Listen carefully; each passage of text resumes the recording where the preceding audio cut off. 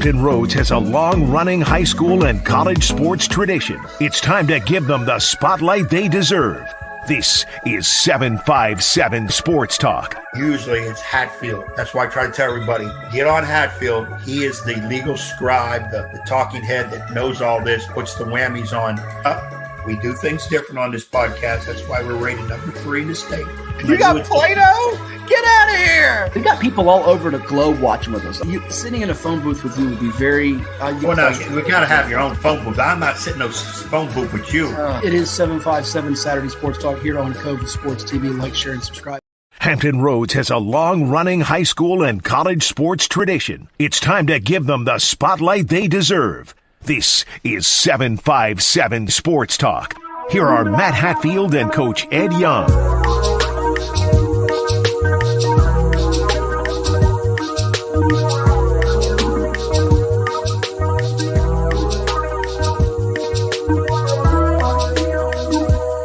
Yes, we greet you on another Saturday morning, the 19th day of October, the year 2024. It is 757 Saturday Sports Talk on CoVA Sports TV. Make sure you hit that subscribe button to get all the notifications when we go live and in living color each and every week. And when everything goes live on CoVA Sports TV, whether it be other podcast shows, live sporting events via football, field hockey, soccer, and so much more as we count it down to 12 days till Halloween. It's going to get spooky out there. Lots of tricks and treats. I am Matt Hatfield in my state-of-the-art studio in Virginia Beach, Virginia. The other guy is the coach, Ed Young, who got on my nerves last night. He's going to get on my nerves even more this morning as he is in, I believe, his native state, which he can divulge for all of you out there. If he doesn't, you can go back and watch my IG Live special and find out where that is as we say good morning to you, sir. Good morning to all. The coach greets all. It is a good morning. Philosopher now? The philosopher that coach greets all? Yeah. Back in the day, remember we had philosophy. Yeah. Back on ESPN days. You're right. Yeah. And good morning to Woody. Woody's first on there. I'm told we have at least 44,000 others up there. So yeah. Well, he's the first that we popped up there. So it's true. This is true. Woody, I told Matt, make sure he sends you a Virginia Preps T-shirt. I think you said you wanted XL. Now, when you get it, it's up to, I have no clue because this dude will say he send you stuff. I should have some extra dry fits. I got to find where they are. Howard Davis says good morning as well. We say hello to Howie too. We'll get Howie a shirt too then because he's right there. Now, before we go another second. I'm going to run out of shirts and you keep passing them on to everybody. Oh, don't you dare. Hold on. I've got something special people asked me to play.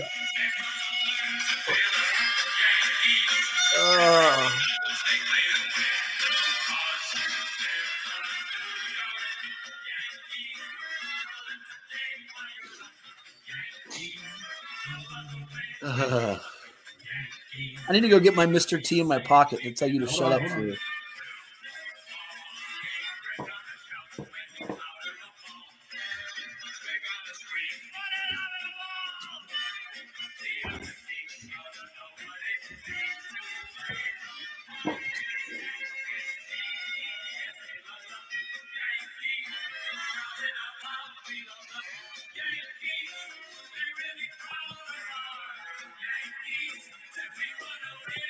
My life is a living nightmare right now, ladies and gents.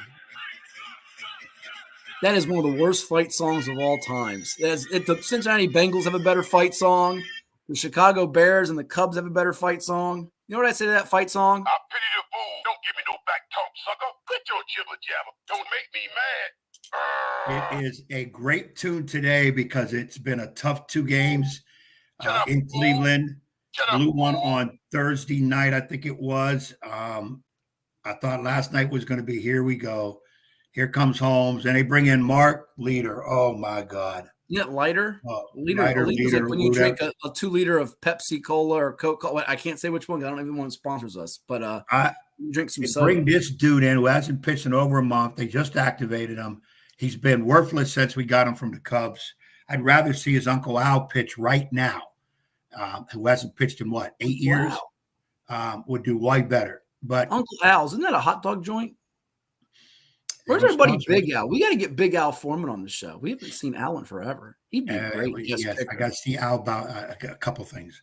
He could be a great guest. The Yankees, one more win. We got to get one more. We're in the World Series, and don't look like it'll be the Mets. It's going to be the evil empire, the LA Dodgers. Well, you all are cocky Yankee fans. You haven't run the bases well, which you've admitted. They're horrible. Your fielding has been terrible, which you've admitted. Your bullpen has been shabby, which you admitted. The problem is if Cleveland played its A game, which they were 82-0 through 3 innings with a lead this year, and if they were fielding well and doing little things, which they did for stretches of games 3 and game 4, but didn't in game 2, got hit early on. Giancarlo Stanton's like the new Babe Ruth all of a sudden. But Emmanuel Clase, who was the best closer for a regular season since, dare we say, a Mariano Rivera, has all of a sudden become like Deshaun Watson out there on the mound. He can't get an out. And I'm telling you right now, John Kenzie Noel, Big Christmas was an inch away. First of all, 2 things. He's an inch away from putting you guys behind and it being a 2-2 and you shaking in your boots today. And secondly, and you'll never admit it, I can pull the video up, and people, even Mike Francesa, a diehard Yankee fan himself, admitted this last night. That 3-2 pitch in the 9th inning was a ball to Lane Thomas. That was not a strike. That was not a strike. Would have had bases loaded with nobody out, and who knows how that would have turned out because Mr. Canley, Tommy Canley, would have been in a jam there, and I don't think he would have got out of the jam. Umpiring part of the game. I've counted the 2 games. I count 32 pitches that were blown by the umpire. Oh, you counted 32. Really? 32. Yeah, okay. 18 for Cleveland, 14 Oh, for really? Yankees. Is that what you counted? Yeah. You're funny. I go over the stuff. I go over the stuff because, first of all, the Yankees are hated because they are traditional winners. They haven't won it every year, haven't won it in a while, but they are traditional winners. People hate winners. If you're a bum team, nobody talks about you. So wait, let me stop you there. So you're telling me as we get to the high school football scores, which is our primary focus today, we'll also have some special guests out the morning. Jeff Jones, former ODU Monarchs coach, is going to join us to talk about his life in retirement, and Tony Bennett's abrupt, surprising news this week to retire as the head men's coach at UVA. Jeff Jones' alma mater. We'll go through the NFL picks. We also have NBA over-unders because Ed's favorite sport, basketball, starts on Tuesday, and we'll show you how those NBA over-unders did last year and give you our 3 selections this year. But so you're telling me people hate Maury, and they hate Phoebus, and they hate Kings Fork, and they hate Lafayette, and they hate Green Run, and they hate Warwick. They hate all those teams because they're winners. Is that what you're saying? You're now you find a lot of people out there that will hate those teams you just mentioned more so than, and we're not going to mention them, the teams that are looking up from the bottom right now in the respective districts. So it's just the way it is. Now, well, hold on. Let me stop you there real quick. So you always complained in the summertime, you being the get off my lawn guy, about transfers. Maybe, hold on 1 second here.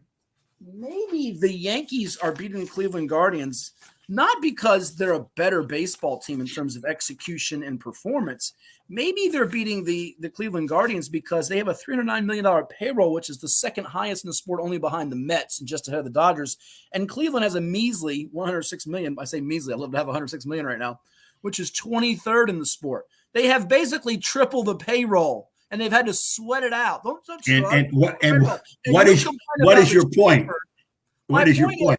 They should be winning this series, and you want to gloat. Okay, keep gloating. Remember 2004? You better not blow a 3-1 lead because I will make you eat crow until you croak. Well, and I respect Cleveland a lot. I think no, you don't. Good. No, you and all these Yankee fans do not. You said, yeah, they might take us to 6. I said Yankees in 6. You've never even given it a consideration, remote thought that you could lose this series. Never once. And let me tell you something. John Kenzie Noel was an inch away from this thing being even up. Yeah, but Big Christmas, he got cold last night for Christmas, so it's okay. But I said, and when I go on the Yankee pages on Facebook in terms of, I'm usually the person saying, people calm down. It's one game. It's a series. I'm the one, they fired Aaron Boone, I think in April already. They even said Judge, they should, couple people said, maybe the Yankees consider trading Judge to get money to sign Soto. This is how crazy some of the Yankee fans are. I'm not like that at all, and I give total respect. Not you, Lynn. Yes, not Lynn. you, Good Lynn. job, Lynn. Lynn, good job. Wouldn't be busting those because I would give him a pow right in the kisser right about now. Oh, it's a good thing. Lynn. It would be a one punch over with. People be mad at me because they didn't get their money's worth. And plus I would give him an atomic elbow and probably a pile driver for the Undertaker showed me how to do. I'm a Diamondbacks fan at heart, but I am rooting so hard for Cleveland. Did they win yesterday? Diamondbacks. I'm sorry, they're not playing. Okay. Oh, Jesus. Well, let me tell you, while we have about 12 hours, if I can do this, we have been to a fall classic more recent than the Bronx Bombers have. That was 2000 last year. How long has it been since the Yankees went there? Was it 15 years ago? I can't. And see, of the 28 championships we have, which is almost double anybody else, it's hard for me to remember what they've done in that. But you have so much money there at the Yankees, the Steinbrenner family. You have so much money. You could have bought out the ballpark for the last 15 World Series, right? It's all about the money and professional. Yes. Everybody hates us because we have some money. You're the guy that says it's all about the transfers in high school sports. The teams that win, it's all about transfers. Nothing to do with coaching, player development, behind the scenes training, working on the other guys. However you can get them. You got to trade for them. You got to sign for Judge and Soto and Stanton. You got to go buy them. You can't buy any pitchers, by the way. Because you got to get them any way you can. What was one of your favorite sayings? Line if you can, cheat if you will, and get players, something like that. No, that was the late, great Tony Mercurio, the blast man, who always said, lie if you can, steal if you must, but always cheat. And then last night on the live show, you decide to steal my live in the past. It'll mess you up for the president in the future. You spend too much time in the past. You're going to, yesteryear is nice, but come on, man, you got to get on this side of the street. Wait, you just talked about the championships the Yankees have won in the past. That's in the past. So you keep contradicting yourself over there. They've won 28 titles to this point. I don't go back and talk about any of them.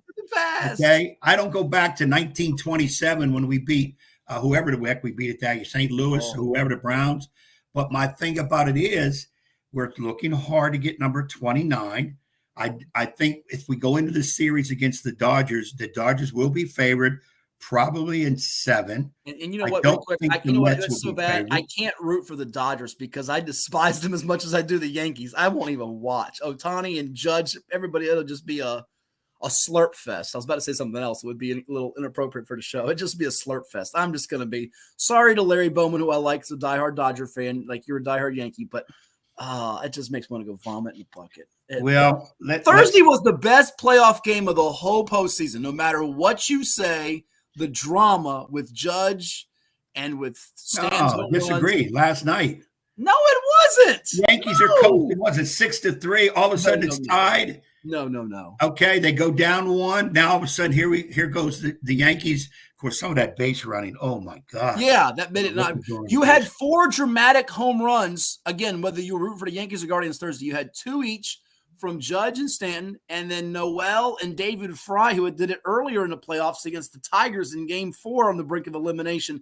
That was the best game of the playoffs, and that's with even all the amazing Mets moments. And the Mets are not dead yet. They've had those thrillers against obviously the Braves in the double dip to get one and get in. The Brewers, when they were on the brink of elimination in Game 3 in Milwaukee, and that was probably the best game until Thursdays, where Pete Alonso got out of his funk and hit the home run. And then they've had some crazy games with the Phillies, and in the series with the Dodgers, they've had a couple of blowouts, wins. They've been blown out 3 times. But that was the best game of the playoffs. Until we get one better, that was it. You can say all you want just because you're mad they lost that game. You're up 3-1. And you can go buy your Yankees AL championship gear because they're probably going to pull it out. Probably because, again, they have more resources. That's what it comes down to. Life goes on. We got to work. Hey, coaches speak 1 game at a time. They play today, right? Play tonight. So if we get tonight, we can relax for a few days. But if you don't get tonight, and then get ready for probably, like I said, the Dodgers. I'm still hoping the Mets will come all the way back, but I think it's going to be the Dodgers have the best hitting 1 through 9. No question. In baseball without any issue. And suddenly their pitching, which has been up and down, has had moments with relievers, with Dave Roberts picking and, mixing and matching, that has suddenly been able to get key outs. So they've, even without a Clayton Kershaw, Walker Buehler's not what he used to be, no real ace. That's what's amazing is starting pitchers don't go 6-7 innings anymore. Those days of I know the Bob Gibsons and Christy Mathewsons of the world are way gone, but even the days of Randy Johnson, Kurt Schilling, Roger Clemens, Pedro Martinez taking the ball and giving you 8 strong with 3 hits, they are long gone. I mean, the Cleveland starters are going 2 innings. The Yankee starters aren't getting out of the 5th inning. It's crazy. We talked about this before in the show. Pitching in major leagues and then when you hear some of the older veterans who did that pitching stuff, they're like amazed themselves. Like, yeah, okay, it's a different time, but the pitchers are basically babied, and then we wonder why the pitching isn't any good. They're just not trained to go 7, 8 innings. Complete games mean nothing. We're taking guys out in no hitters. That would never happen in the past, no matter how many pitches you threw. You got a no hitter going. You don't even talk to the guy. Just let him go all the way through. But it's a different era. But I don't like it. But like you always tell me, well, you got to get on board. Things are different now, and you got to just deal with it. How about I think Kevin Cash started this, where you started games with relievers and threw an inning or two with each guy. They call them bullpen games. Yeah. Yeah, bullpen games. And that's become a big term now. And some people think, oh, that's the way to do it. And I was thinking back, I said, I think that was a few years back. I think Tampa Bay, if I remember, it's the first team that did it, Kevin Cash, their manager, just started throwing, because of injuries, just started throwing bullpen guys with the thinking, well, they usually go an inning or two, usually fairly sharp. Let's see what they can do. And I think, well, that just takes the starting group completely out, because you're not going to bring a starter in the middle of the game. Now, postseason, all bets are off. Starters are ready to go, whatever. But it's just different. It's just a different game, and you got to live with it. Like I said, I'm a purist, fundamentalist in terms of, when they had the crazy shifts, bunt the damn ball, hit it to the opposite field, and we had Timmy Kirchin on, and Tim said, people don't pay to see that kind of baseball no more. It's swing for the fences. We did see a couple bunts, one by the Yankees last night to advance a runner, and then one by Cleveland that helped them advance in Game 3. But right now the Yankees on the verge, as are the Dodgers, to go to the Fall Classic, the dreaded one we haven't seen in 40-plus years that would just make me sick. Let's move on to high school football now, since we spent almost 20 minutes on this, and I still want to see what the kiddies did. Let's see what the kiddies did. High school football, let's fire up a little bit of background music for all of you to Wait, you need music? I got music. No. Put that thing away. I told you earlier. Shut up, fool. Mr. T, in your pocket. Go get you one. It's what we call the a lot of kids like young defense mechanism. I see a lot of high school kids wearing Yankee hats. Everybody loves the Yankees. Young kids love the Yankees, probably because they're winners. Yeah, bandwagon hoppers is what they are. Thursday night, there was some action across the 757, a game that I was at, in fact, over at Powhatan Field in Norfolk, which we'll have some sound from. Ed can get his choice. He can get both of them if you like. Coach Kendal Jefferson of the Granby Comets and two of his standouts, Damari Palmer and Drevion Tharrington, caught up with us after their 21-7 win over the Churchland Truckers. Granby scored the first 13 points, including a touchdown through the air on their first play from scrimmage with QB Jashawn Redden. We talked about him last week. 27 TD passes, now 28 on the year. He finds Palmer, the former Green Run Stein, and Maury Commodore, running back turned receiver, flex guy, if you will. Granby gets up a second score. It's halftime, 13-0, in control. Churchland comes on the field. They score. Remember, they've won the last 6 meetings, and Dontavius Booker ran the ball 30-plus times a year ago for over 100 yards and a 21-20 squeaker with the Comets. They make it 13-7. They go with the onside kick. Oh, that tricky Dontrell Leonard. They recover, and they're driving, Ed. They get stopped on fourth down. They have to punt it away. A couple of times they get moving down the field, past midfield in one instance. 13-7 in the fourth quarter, and an interception by Amon Cuffey almost seals the deal. Granby on fourth down inside the red area decides to go for it with under 2 minutes to go, and Damari Palmer ices the victory with the touchdown. They add on the 2-point conversion from Drevion Tharrington, who ran the ball 32 times in the game, and Granby prevails over Churchland 21-7. In the Bay Rivers District, New Kent a winner 14-9 over York. And if you thought Ed was mad Thursday when the Yanks lost to the Guardians, he was even angry about New Kent, which always seems to get him in the picks. And just all of a sudden, Ed, New Kent, which started off this year, let's just be frank, perfectly frank here, miserable. They were 0-4 to begin the season, got shut out by 45 by Lafayette, lost a field goal game to Grafton. They've now won 3 in a row, beating Tab, Jamestown, and York before next week's matchup at Poquoson. And did Poquoson ever play a doozy of a game last night or what? We'll get to that here in a little bit with the Smithfield Packers. So New Kent is suddenly thrusting themselves in that last spot possibly for Region 3A. And also on Thursday night in the Peninsula District, the Bethel Bruins, David Porter's team, a winner over the Heritage Hurricanes as they pitch their third consecutive shutout. Bethel's going to play the next 3 games on Thursday nights at Darling Stadium. They play Denby. They play Hampton on Halloween night, a night in which Mike Smith will be inducted in the Hampton High Hall of Fame, by the way. We'll be talking more about that, we hope, with Justin Vias, the AD at Hampton, on next week or the week after's on the hash with Hatfield. And you also have Minchville to close out the year for Bethel. So the Bruins now 4-3. Amari Pryor had a big performance rushing for them last week, and they're off and rolling. So your Thursday results real quickly before we get to some post-game sound. Granby, New Kent, and Bethel all winners. I know New Kent surprised you. Did anything else grab you in those? Yeah, I just, I'm happy for them, but I didn't pick them. I thought Granby would put more points on the board against Churchland, which they did. Good morning, Dan.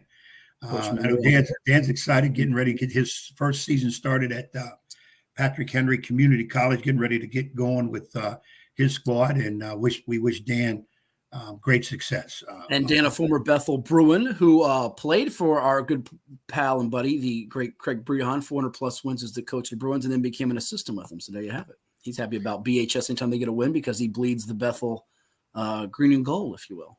And Bethel, a third shutout. Boy, again, it's what everybody's trying to do now is shut people out. And the foes aren't great. They beat Kickingham, Gloucester Heritage. However, Ed, they beat Denby, and they do so by another shutout margin. Maybe that defense can complement the offense, which they have some young weaponry with the quarterback in Derek Fisher. We've talked about him, Dwight Vick's nephew. We've talked about Amari Pryor at running back, a couple receivers, Jaden Short.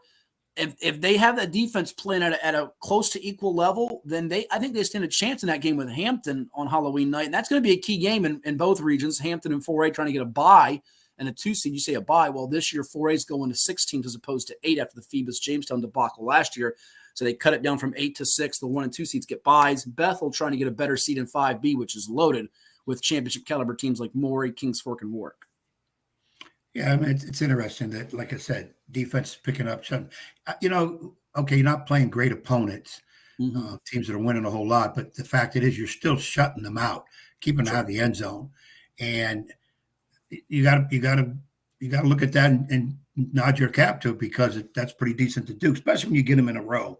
So maybe Bethel's finally rounded into what we said at the beginning of the year. We thought they would be one of the most improved, if not the most improved team, and now they're showing it. But everything else on Thursday night, other than New Kent, and New Kent beating, pulling out on that win, is not a major upset. Are you concerned for your buddy Doug Pereira over there, Blue Smoke at York? Because we heard him. He was so thrilled when they had that walk-off field goal win over Warhill to move to 2-0. They've now dropped 4 to last 5, and they've had some trouble scoring, moving the ball. Only one of those games did they hit double digits, which was the win over Jamestown. They got Bruton next, and Bruton is such an incredible story. They're off to a 7-0 start for the first time in school history. They beat York to get to 8-0. Now they're cooking with gas, and they're going to get themselves a definite first-round home playoff game in Region 2A. Yeah, Blue Smoke got it tough. Bruton's going to be a tough haul to knock down quick. Tremendous skills people. And Doug told us when we talked to him before the season started, he had some young people in key positions. And it was based on how they grow during the season as to how far they would go. And, they get a nice win against a Warhill team that's not Warhill of last year, but they haven't been able to sustain it. So it's one of those, probably every other play. One play looks good, and the next minute is like, oh, Lord, who we got in there? Sure. But hopefully they can figure it out, try to get a couple more wins before the season's out. But it's one of those, I guess, rebuilding type years for them. Before our first time out and coming up after the break, we'll give you the Friday results, give you our reaction to those. We got Jeff Jones around the corner, the head men's basketball coach, formerly of Old Dominion and formerly of UVA, to discuss Tony Bennett's retirement and more with us here on CoVA Sports TV on 757 Saturday Sports Talk. You'll hear Jack Lowe's conversation with Fredericksburg Christian coach David DeArmas, whose team rallied in the final minutes to beat Atlantic Shores at the Sportsplex, which you watched last night live on CoVA Sports TV. And if you missed it, you can go back and watch the replay. Would you like to hear from some Granby comments? First, to Coach Kendal Jefferson, or the kiddies, as you call them, Drevion Tharrington and Damari Palmer? Where you want to go before we take a timeout? Kiddies first.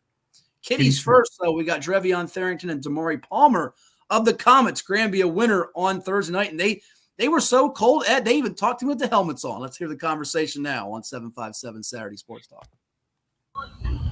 All right, it's a chilly night at Palatine Field in Norfolk, and we're here with the two Granby Comets playmakers. Drevion Tharrington, number 1 here on the left, 32 carries for $170 and a touchdown, also had 7-8 tackles. And Damari Palmer, he had 3 touches tonight, 2 go to the house. Damari, tell me about the finish of the game here. It's 4th and 5. Your number gets called. It's a Wildcat play, I think. And what'd you see there? How'd you put the game away? Man, dogs make dog touchdowns. I'm telling you, it feels great to have an O-line that I know can get me in the end zone. We've been working hard for this the whole offseason. It feels great. Dre, this is a 13-0 lead. You guys seem to have this in hand, but Churchland battled back. How did you guys persevere and battle through the adversity tonight? I had to keep the boys and let them know that everything going to be okay. We just keep pushing. Let the boys know that we're still in the game. Now, you've run 20, 25-plus times in your career, but was this the hardest penalty tonight because you had to take some big hits and licks throughout the game in this one? I mean, yeah, but I got a great online, so can't really complain. Both of you guys, tomorrow, you just spoke about it, so did Dre, about the offensive line. How much is that the big focal point, is to get behind those blockers and kind of wear people down? Because it seemed like Churchland's got a good back themselves in Octavius Booker. They were trying to do that, but at the end, you guys were able to kind of play ball control at the end. Definitely. We love the O-line, man. We take care of them so much, and it just shows on the field. New school for you. I know you're looking forward to a game at the end of the year, but how you fit in with this group and how they've welcomed you in? Definitely. I definitely feel welcome. You know, the team definitely been welcoming in, especially from Little League until now. I feel great to just see guys grow up and make plays. Dre, Churchland had beaten you guys the last 6 times. I don't know if you remembered. I know last year was a heartbreaker, 21-20. But how much was that talked about last year being so close? And they have a good back in Booker who ran it for 100+. How much was that to talk this week to kind of get over that hump against them? I mean, he a dog, but this one was personal, man. We just had to come out and make it count. Mm-hmm. What do you think Granby football is showing the rest of the area in the state? I know you guys aren't done 7-0, but it's pretty sweet right now, isn't it? Definitely. We just got to finish strong. That's what it is. Finish. Take over the city. Win the city. Let's do it. I know you're looking towards November and a playoff journey again. What's this team got to do to get even better? What we got to do to get better? Yeah. Keep working. Keep working. Be dedicated, committed. As a team, work together and fight. That's all we got to do. The grind, the fight's not done for Dravion Tharrington, Damari Palmer. Thanks so much, guys. All the best. Yes, thank you. So without the contributions of those two, Ed, the Granby offense would have been, up a creek without a paddle. They had 253 yards of offense, 170 on the ground from Tharrington running the ball 32 times, workhorse. And Palmer had 3 touches, 1 on a run for 17 yards and a score, 2 on catches, that 56-yarder we talked about to begin the game offensively, then a 1-yard screen catch where he kind of got tackled, fumbled on a 4th down play in Churchland territory. It was really not that big of a consequential play. But those 2 guys are going to be the ones that defenses will try to stop. And Granby's riding high. Everybody's anticipating the 9-0 Morey, 9-0 Granby game into the year. But I'm going to put some caution out there. Don't sleep on the Norcom Greyhounds. We gave our Chicho's Pizza 757 football player of the week last week on the Hash with Hatfield to Matthew Alton. You see it right there, Ed. He had a monster game with over 300 yards all-purpose for the Norcom Greyhounds in beating their Portsmouth rival in Churchland last week. That's more offense than what Granby produced in the game as a team. And Norcom is capable of springing the upset. So I always somebody always calls me up every week, a buddy of mine, who's on upset alert in high school football every week. And I always say, there's might probably be an upset this week. And there might be 1 or 2. But I'm going to say right now, next week at Powhatan Field, upset alert, Granby against Norcom, because last year's game on a Saturday in Portsmouth was a close battle that Granby pulled out just by a whisker, and this might not go in their way as they could be looking ahead a little bit to that Morey game if they're not careful. Yeah, Norcom has enough athletes in the right positions, really some key guys, next-level players too. And Granby has handled the success that they've obtained here in the last 2 years fairly well. I thought maybe there would be a game or 2 they would get knocked off, and I'd be like, here we go. They're talking too much or not putting into work in time. They're just trying to live off the last win. So they haven't showed that yet. And they still got to show a few things to be able to say they're in the upper echelon. Now, they're very close to that. I actually have picked this game. I thought they'd score 40, 50 points, and they didn't. But again, it's not about how many points you get. It's you get enough points to win. That's what they did. If I'm coaching football, basketball, whatever, the baseball, we just want to make sure we get enough points, runs, whatever it is, to beat the other team. We don't need to score 50, 60, whatever. We don't need to run it up. No need to embarrass anybody. But you're right. I could see Norcom could be one of those teams that knock them off. You don't take them as strong as you should. Norcom could take them down. Yeah, I'm with you completely. And before we take time out, let's hear what the head football coach of the Granby Comets, that being Kendal Jefferson, told us after that win on Thursday. We now watch it and listen to it on CoVA Sports TV. All right, here with Granby head football coach Kendal Jefferson after his team's 21-7 victory over the Churchland Truckers as they move it to 7-0 on the season. Coach, this was a dogfight. I know Churchland won the last 6 in this series, but speak on your team persevere when you get the 13-0 lead. They're coming back. They have a chance to win it in the end. You get an interception from Amon Cuffey, and then 2 of your main bulls running the ball, Dravion Tharrington and Damari Palmer, put it on ice for you. was a great victory. We needed that first game. We've been, like I said, been blowouts all season. We came in this game looking to run the ball. We said we weren't going to really try to pass. We were trying to get ready for these playoffs. And today we showed what Drake can actually do, what our O-line can do. Yeah, I'm sure you've heard it. The kids have heard it chatter. Obviously, there's a big game in here, which we'll get to it more. But you haven't played a team with a winning record yet. Churchland's been a playoff team and a quality foe who's had your number lately. Was there just a little bit extra, hunger and motivation for this week? Yeah. Last year we lost a heartbreaker, 1-point loss. And I already told the guys we couldn't let that happen again today.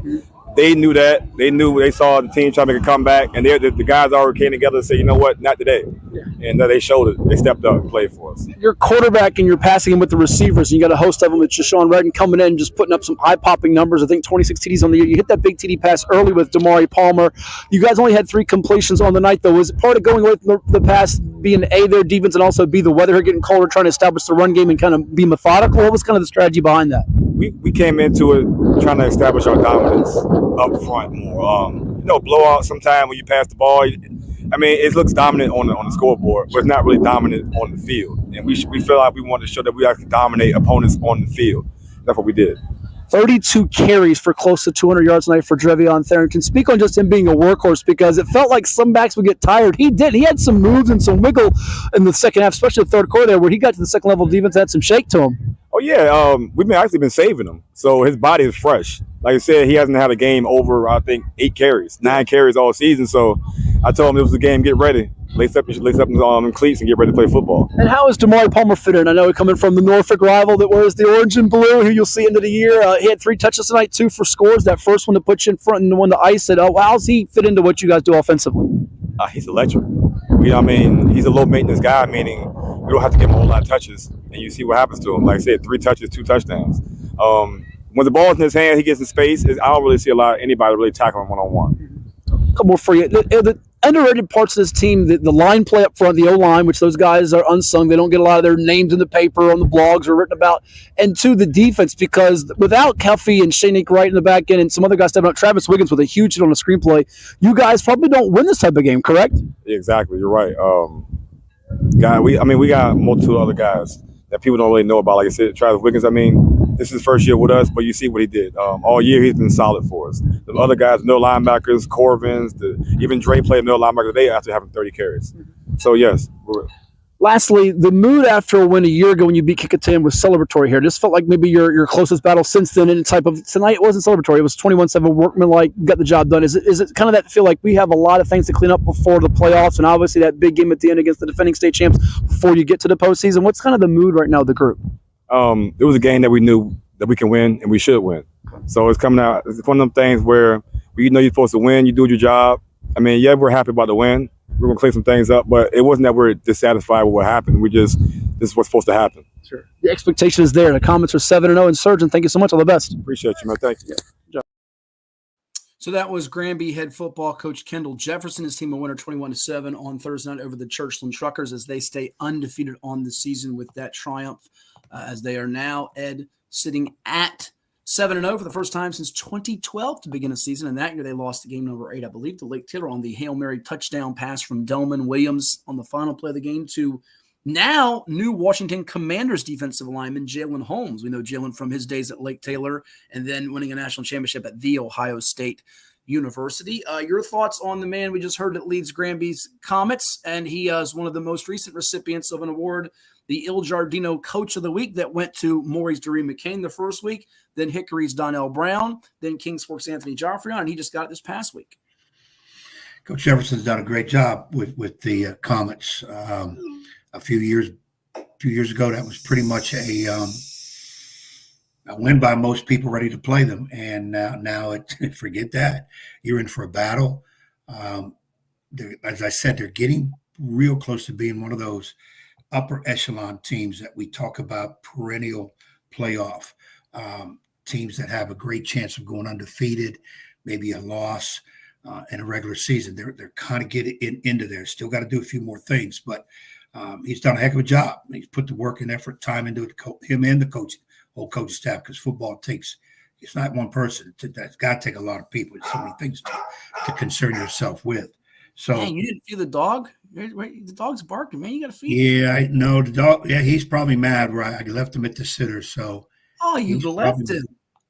Yeah, I didn't bring him. I'm up here in Pennsylvania for great opportunity last night. One of my former players, Quan Britt, was inducted into Mount Aloysius Hall of Fame. It was tremendous night last night. I was floored by the campus. When I left Mount Aloysius years ago, it was about 3 buildings, and the gym held, I think, 400 people. Mm-hmm. Locker room, you had to dress in shifts. And what I saw on that campus last night, I couldn't speak for about 20 minutes. Absolutely beautiful campus. They've got 17 buildings, 3 athletic fields, 2,000-seat gym. It was unbelievable. It was the 3rd Hall of Fame class. And Quan, who I also coached against in high school, I've seen this young man grow up from a little bit of a knucklehead, lazy player to a Hall of Famer. And I got to say a little bit about that last night to some people, and very proud moment. I actually had a tear come to my eye when he went up to accept it, because of what he's been through. It's amazing to where now he's recognized as one of the best ever, and he's earned it. He's really worked for it. And I also got some news while I was sitting there watching Quan, one of my Nancy River guys, VJ Wilkins. VJ had told me a few years back, he was struggling at school, didn't know if he's going to get his degree or not. I told him, you've got to persevere. You've got to get that degree, set it out. You just got to do it. And I know he had some struggles, stepped away twice from school. And he texted me with a picture. He's holding his degree. Coach, I did it. And boy, you talk about emotion last night when I saw that. And Quan, oh boy, I almost had to excuse myself out of the room, because proud moment to see 2 young men overcome a lot of adversity and get something that's not guaranteed. It was just a hell of a moment for me as a coach, and that's the stuff I miss. That's what you do it for, no doubt about it. Let's take a quick time out. We've got Jeff Jones around the corner. We've also going to hear from David DeArmas, head coach of Fredericksburg Christian, chatting with our pal Jack Lowe. But coming up next month, it's the Neptune Bowl. Will Ed be doing out the ceremonial coin toss? I don't know. We'll see if he's in town. He's a world traveler now. But I like to do that, or throw the first pitch. Football. Do they do the first pitch? First pitch. They don't do that in football. But maybe they can have you on the field to do the coin toss and something, or if we can't have you do the coin toss, which I'm not sure if Chuck, Nick, and Dennis and the gang at the CoVA Sports TV headquarters will allow. Maybe they can put you in a mascot outfit. That'd be great. That'd be just as good. Let's now see what's coming to the Sportsplex, though, next month in November. Or you could receive the first kickoff and get hit by like 7 No, guys. we don't want that. No, oh, my God. But when you come to the Sportsplex next month, you're going to see a bowl game and some good college football. Yeah, college football at the Plex. Here it is. Get ready for the Neptune Bowl presented by DoubleTree by Hilton on November 23rd, 2024 at the Virginia Beach Sportsplex. Tailgating starts at 10 a.m. Grab your passes for just $50. Gates open at 12:30 with kickoff at 2 p.m. Advance tickets are only $20 or $25 at the gate on game day. Don't miss the 3rd annual Neptune Bowl, featuring a dynamic matchup between the Apprentice School Builders and the Atlantis University Atlanteans. Visit beachsportsplex.com to learn more today and secure your spot. Well, it's everybody's favorite time of year again. Time to prepare to make your annual donation to that infernal revenue service. And if you're like me, you need help. Help to keep that donation as small as possible. So get off your W-2 and call John Maynard at John's Tax Service. 455-6763.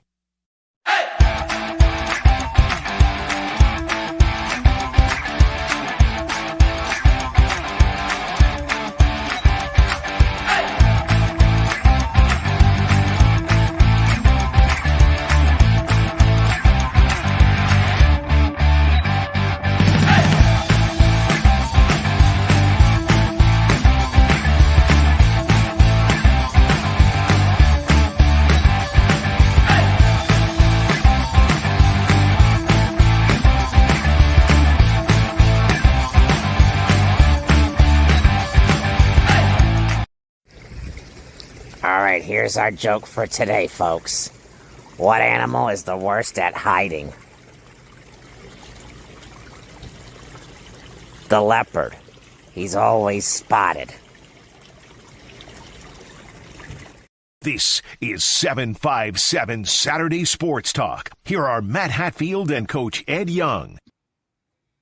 Back here on 757 Saturday Sports Talk with the guy who's never confused for a leopard, to Coach Ed Young. I am Matt Hatfield, and our pal Jack Lowe from CoVA Sports TV was on the call last night for Atlantic Shores football. They fell in a heartbreaker 16-15 to the unbeaten Eagles of Fredericksburg Christian. He caught up with the coach, David DeArmas. Here's their conversation following the action at the Plex. It is 757 Saturday Sports Talk on CoVA Sports TV, sometimes from the Plex and oftentimes all around the world. I'm here with Coach Dave DeArmas after Fredericksburg Christian's heart-wrenching victory over Atlantic Shores. Coach, you guys made a lot of defensive stops early. What went into stopping Atlantic Shores? They run a high-tempo offense, a lot of no-huddle. What went into stopping that tonight? Well, I think first and foremost, they came out with an incredible game plan against us, and that was impressive. Coach Lance and that staff is probably one of the best in the state, and we knew what we were coming into.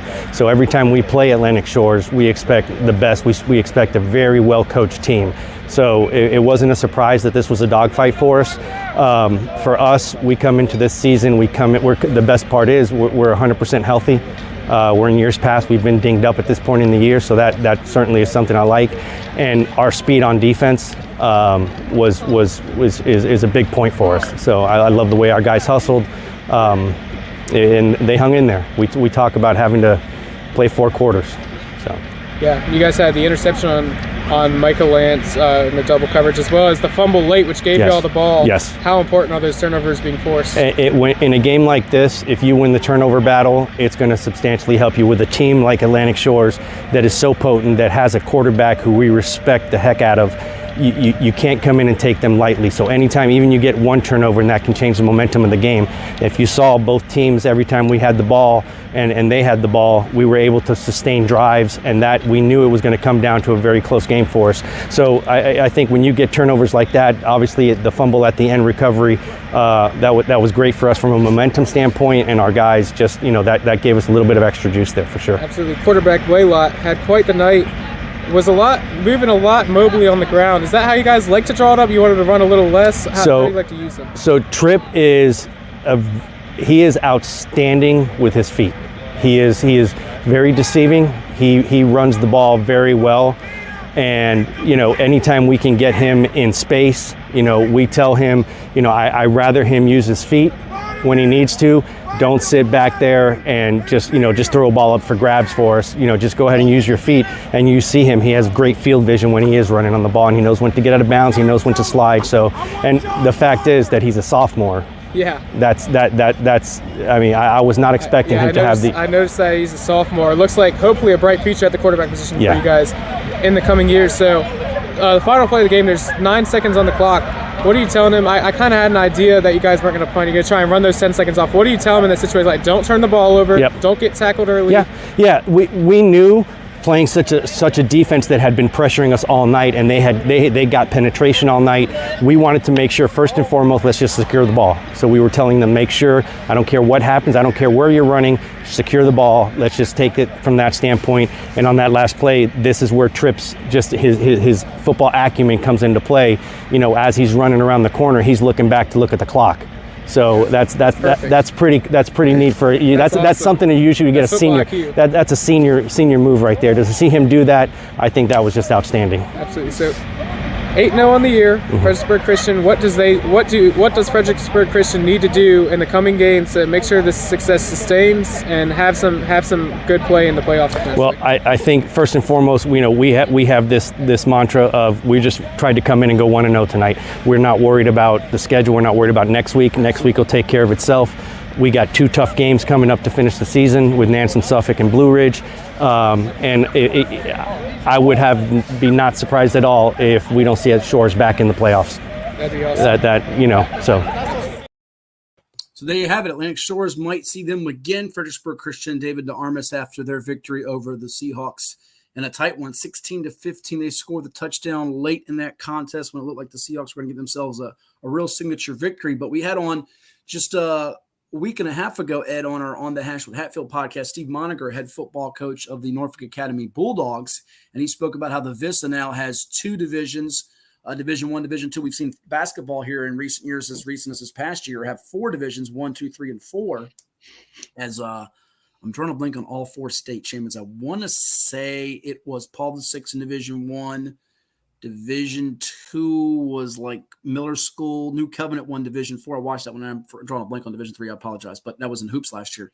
Nonetheless, it's a committee that selects the teams for the playoffs, which I know you've been in favor of maybe having that for basketball, but there's been some disgruntled coaches about how the scenario goes for football. And I know I've even chatting with Coach Moniger, Coach Beal, Mike Beal at NSA, Coach Wayne Lance at Lake Shores, that they wish they had a little bit more of a, I don't know what the right word is, a semblance of how they do it for it, but is what it is, I guess, right? Yeah, I never really could figure out the divisions in terms of what they're doing. I've imagined in the private schools, it would probably have to go by enrollment, pretty much like public school does. You do enrollment. Sometimes the general public doesn't understand that because, again, we look at John Marshall in basketball and say, oh, my God, how they 2A. They should be 8A, even though we only have 6. It has nothing to do with a particular team and how good they are. It's school enrollment, 9th grade, boys and girls combined at a certain date. And in a public school situation, I think it's a 2 or 4 year. You're in that frame until they revisit it after that time period, and then you can move up or down. Next year, Gloucester goes from a 5A to 4A. So you can move up or down. There was once upon a time you could, when we had single A, double A, triple A, a school could ask to play up. You could not play down. You could ask to play up, but that's no longer happening. So I'm going to imagine that with the private schools, it's the same thing. Let's take a timeout. Coming up next, we've got Jeff Jones, former men's basketball coach at Old Dominion, UVA, American, and more. He actually took UVA to a Final Four, helped take them there as a player, and led them to an Elite Eight as a coach. He'll talk about Tony Bennett's retirement and how he's doing, what he's up to these days since he's given up the big whistle coaching. That's coming your way right here after the quick break on CoVA Sports TV. Like, share, and subscribe, and we'll be back in just a moment. Stay tuned. What's up at DQ? Oh, just the best deal ever. The $7 bacon cheeseburger meal deal. Bacon cheeseburger, fries, drink, and a sundae. No time to be modest. It's all full size for just $7. Right now at DQ. Happy tastes good. Are you transitioning out of the military and need a home? Call Triumph today. That's right. 80% of all Triumph realtors are former military, active duty, or military spouses. And we're female and veteran owned. Triumph Realty, making real estate dreams a reality. As a banker at Town Bank, we believe that people bank with people, not with banks. You're looking for an actual personal relationship, and that's what you get at our bank. You get that person that gets to know you, gets to know your business, is there for you. I think that is what motivates us, what drives us, and the idea that we are trying to serve others and enrich lives, I think is very true.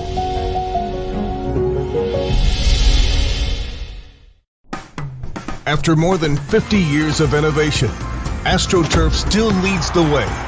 The inventor of artificial turf does it all, right here in the USA.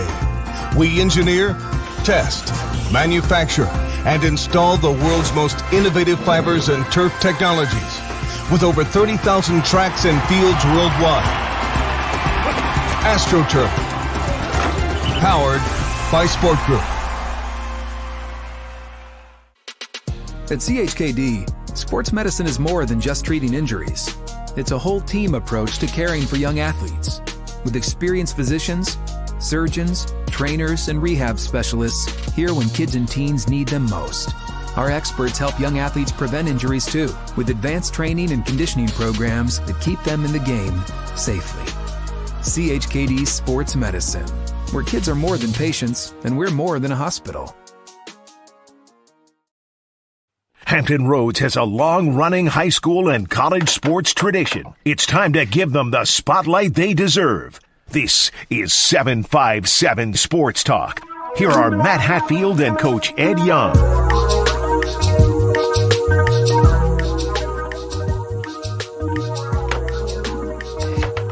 And we're back with you here on CoVA Sports TV. Like, share, and subscribe. We've got a special guest with us. He is the former head men's basketball coach at UVA, Old Dominion, and American University. We've got some news on the American front, too, as well. And he's here with us to talk about what he's up to these days and also the big news that happened in college basketball this week with Tony Bennett retiring. We're joined by our good friend, Coach Jeff Jones. Coach, good to see you out there. Some big shocking news this week in college basketball. Your alma mater in UVA with Tony Bennett deciding that he's going to hang it up right now. I know it was a surprise to some. How about you? I know you're still close to a lot of people, including Coach Bennett at UVA. What's your reaction to the news that came out? Well, good morning, guys. Good to see you. I was shocked when I got a couple calls and texts saying that the news was out. I couldn't believe it. To be honest, I had been in Charlottesville last Friday and stopped by and watched practice. Had a chance to visit afterwards with Jason Williford and Ron Sanchez and Tony. It was fun watching the team. They have some work to do, and Tony was coaching them up pretty hard. And we were joking around. He asked me how retirement was. Looking back, I thought about this, and I said, it's retirement life has been pretty good. I don't know if he was asking specifically for his own interest or not, but looking back, that was a pretty interesting question. My initial thoughts, were, well, gosh, I hope that he and his family are healthy and doing well, that it wasn't anything serious along those lines. And obviously that's not the case. And, that they're all well. And that's the big thing. It's an interesting, and it's seemingly, there's the big debate about, why he did it, and, the timing and everything else. And, it just brings to mind the old saying, something about criticizing somebody until you've walked a mile in their shoes, just to kind of summarize. And, we can't all know everything that's going on in his mind. Clearly, I think it's well known that he was considering stepping away, last spring. Obviously he'd been mulling it over, and, whether it happened, just immediately on that fall break that he referenced. Probably the general public will never know, but it's I'm happy for him. If that's what he wants, then I think it's good. I think it's indicative of him, his honesty. He didn't want to fake it anymore. I just wish him the best. Obviously he had a huge impact on the game, was a great coach, a very nice person. I just hope that he's happy and think about the players. That's got to be, whether they're transfers or whether they come to UVA as freshmen. A big part of why they came there was Tony Bennett, and so that's got to be a tough blow for them as well. So I hope that everything kind of works out for them. With Ron Sanchez, selfishly, I hope that Jason Williford, might, get the chance to show what he could do in the interim role. Jay Willie's my guy. I love him like a son, and he's been very, very loyal and has done a great job there for Tony. But Ron Sanchez is another friend and another really, really good guy. And I just hope they all do really, really well. It's an unusual situation. The timing's not great for a whole lot of reasons. But that's what they say. You got to make the best of what you're dealt. And so I'm sure that, after the initial shock wears off, that's what all of them are going to try to do. One other thing, I talked to Ryan Odom, at VCU the other day, and had even considered going down and maybe watching the scrimmage. This morning, VCU and UVA were supposed to. I don't know if it's still going on. If it is, it's probably going on right now. But they were supposed to do a close scrimmage. Lots of stuff kind of unknown that all of them are going to have to deal with. Yeah, for sure. Before I let Ed jump in here, and he's going through the quasi-transition retirement. Will he come coach again? I know you're going through it right now after the great tenure you've had at Old Dominion American and at UVA where you played, of course. And Tony Bennett, tearful press conference yesterday saying, when I looked at myself and I realized I'm no longer the best coach to lead this program, if you're going to do it, you've got to be all in. You've got to have everything. And if you do it half-hearted, it's not fair to the university and those young men. And what a career he had, 364, 136 at UVA, that national championship, and what a run in 2019. And I think the first thing that goes through people's minds, Coach, is everything okay health-wise with him? And I know you've gone through some things. People always want to know, how are you doing health-wise? So how are you doing with it and coping with it? Not coaching a team right now, but I'm sure also still very much involved in the game of basketball. I'm feeling great. My health is good. I'm still trying to be smart. After having the heart attack and having to sit out the remainder of the season, I had to make some changes, and I've kind of stuck with those things. And but the big thing is I'm feeling great. The doctors are happy with what I'm doing right now, and I'm enjoying retirement. It's interesting.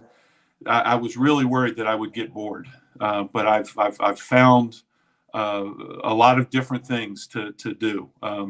To keep me occupied. I don't want to be too occupied. And in fact, about a week or two ago, I kind of had to check myself because I was saying yes to too many things, and felt my schedule building up, and I didn't want to feel that way. I wanted to do things that I wanted to do, but I didn't want to feel pressure to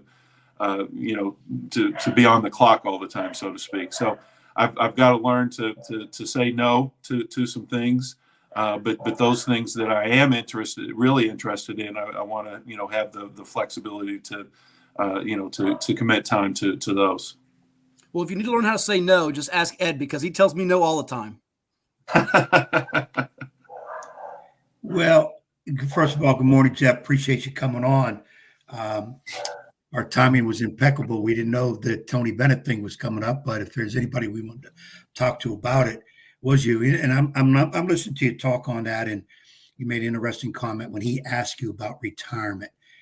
And in a small way, I got to think that maybe that definitely was on his mind. And he knows he's good friends with you. You've been through a lot, and I too, when I first heard it on my way up here to Pennsylvania, that there was a possibility that Tony Bennett was going to retire.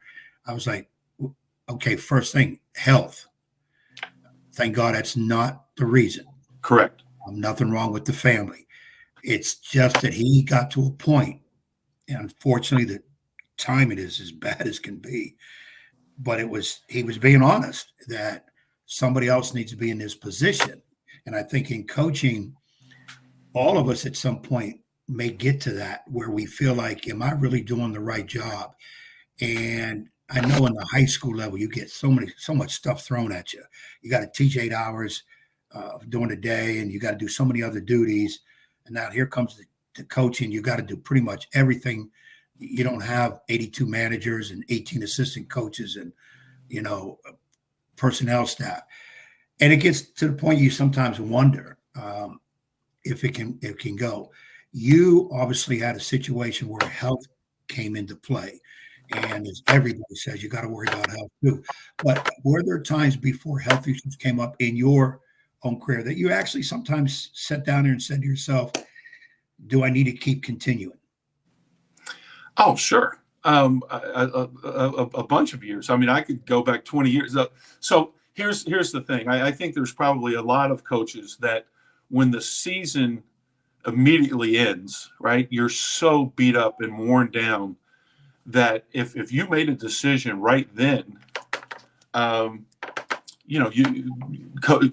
might be a lot of coaches that might, think about or actually want to step away or retire immediately after the season.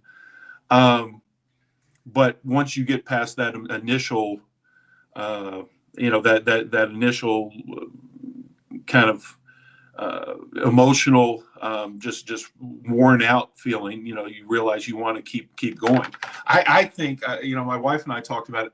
I think pretty much every year, and whether you win or whether you lose, in your season, or whether it's a good season or a bad season, I think, I probably went through probably about 2 weeks or so to adjust to the off season,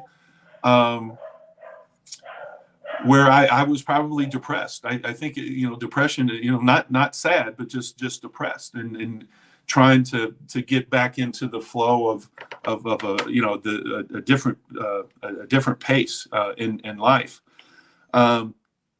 It's absolutely 100% a fact that, over the years, it became more and more and more and more for all college coaches, not just for me or for Tony, but that more responsibilities and more time, and having to deal with more factors, and now more than ever. And I'd say the last 3 years I'd say probably the last 2 years, the things that coaches have to do, and what used to be, there used to be a little bit of time in May, a little, maybe a week in June, where you could take a little bit of time to get away and spend time with your family and decompress a little bit. That hasn't existed for the last 2 years. You finish your season, and you are right smack in the middle of the transfer portal stuff. Now you've got the transfer portal along with the NIL, and this is something that really, really bothers me, is that even with the NIL, if you could talk to the prospects, the transfers, the kids, and their families, at least there could be a little bit of relationship building going on there. So much now, and not necessarily at the ODU level, but at the ACC level for Virginia. I've spent some time recently down in Oxford, Mississippi, with the Ole Miss staff. Places like that.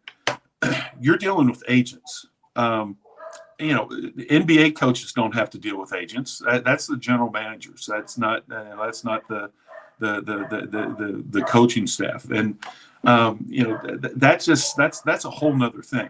So there's 1 week really, if you look into it, the recruiting periods and the dead periods and everything else that's in an NCAA, kind of the annual calendar. There's 1 week in August where coaches don't have to feel guilty or feel like somebody's getting a leg up on them if they take time off to be with their family. And that's just crazy. I think football coaches might have it right, or certainly the head football coaches. If I'm not mistaken, college football coaches, the head coaches, don't leave campus to recruit in the summer or in the month of July. They stay home. At least they're not out there traveling, chasing after. There needs to be something done. And going back a few years, and I apologize if I'm rambling, but going back a few years, when I was still on the executive board of the NABC, the National Association of Basketball Coaches, we spent quite a bit of time debating, and we never could really get to a consensus because, so many schools with so many different agendas and so many different ways of operating at the low major, mid major, and high major levels. We talked a lot.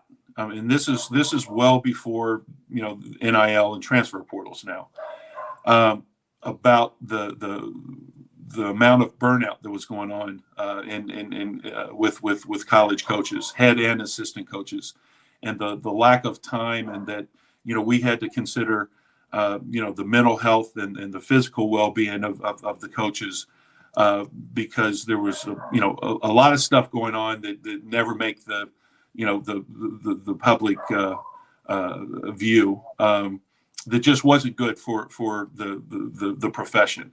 And now it's worse than ever. And people can have different opinions.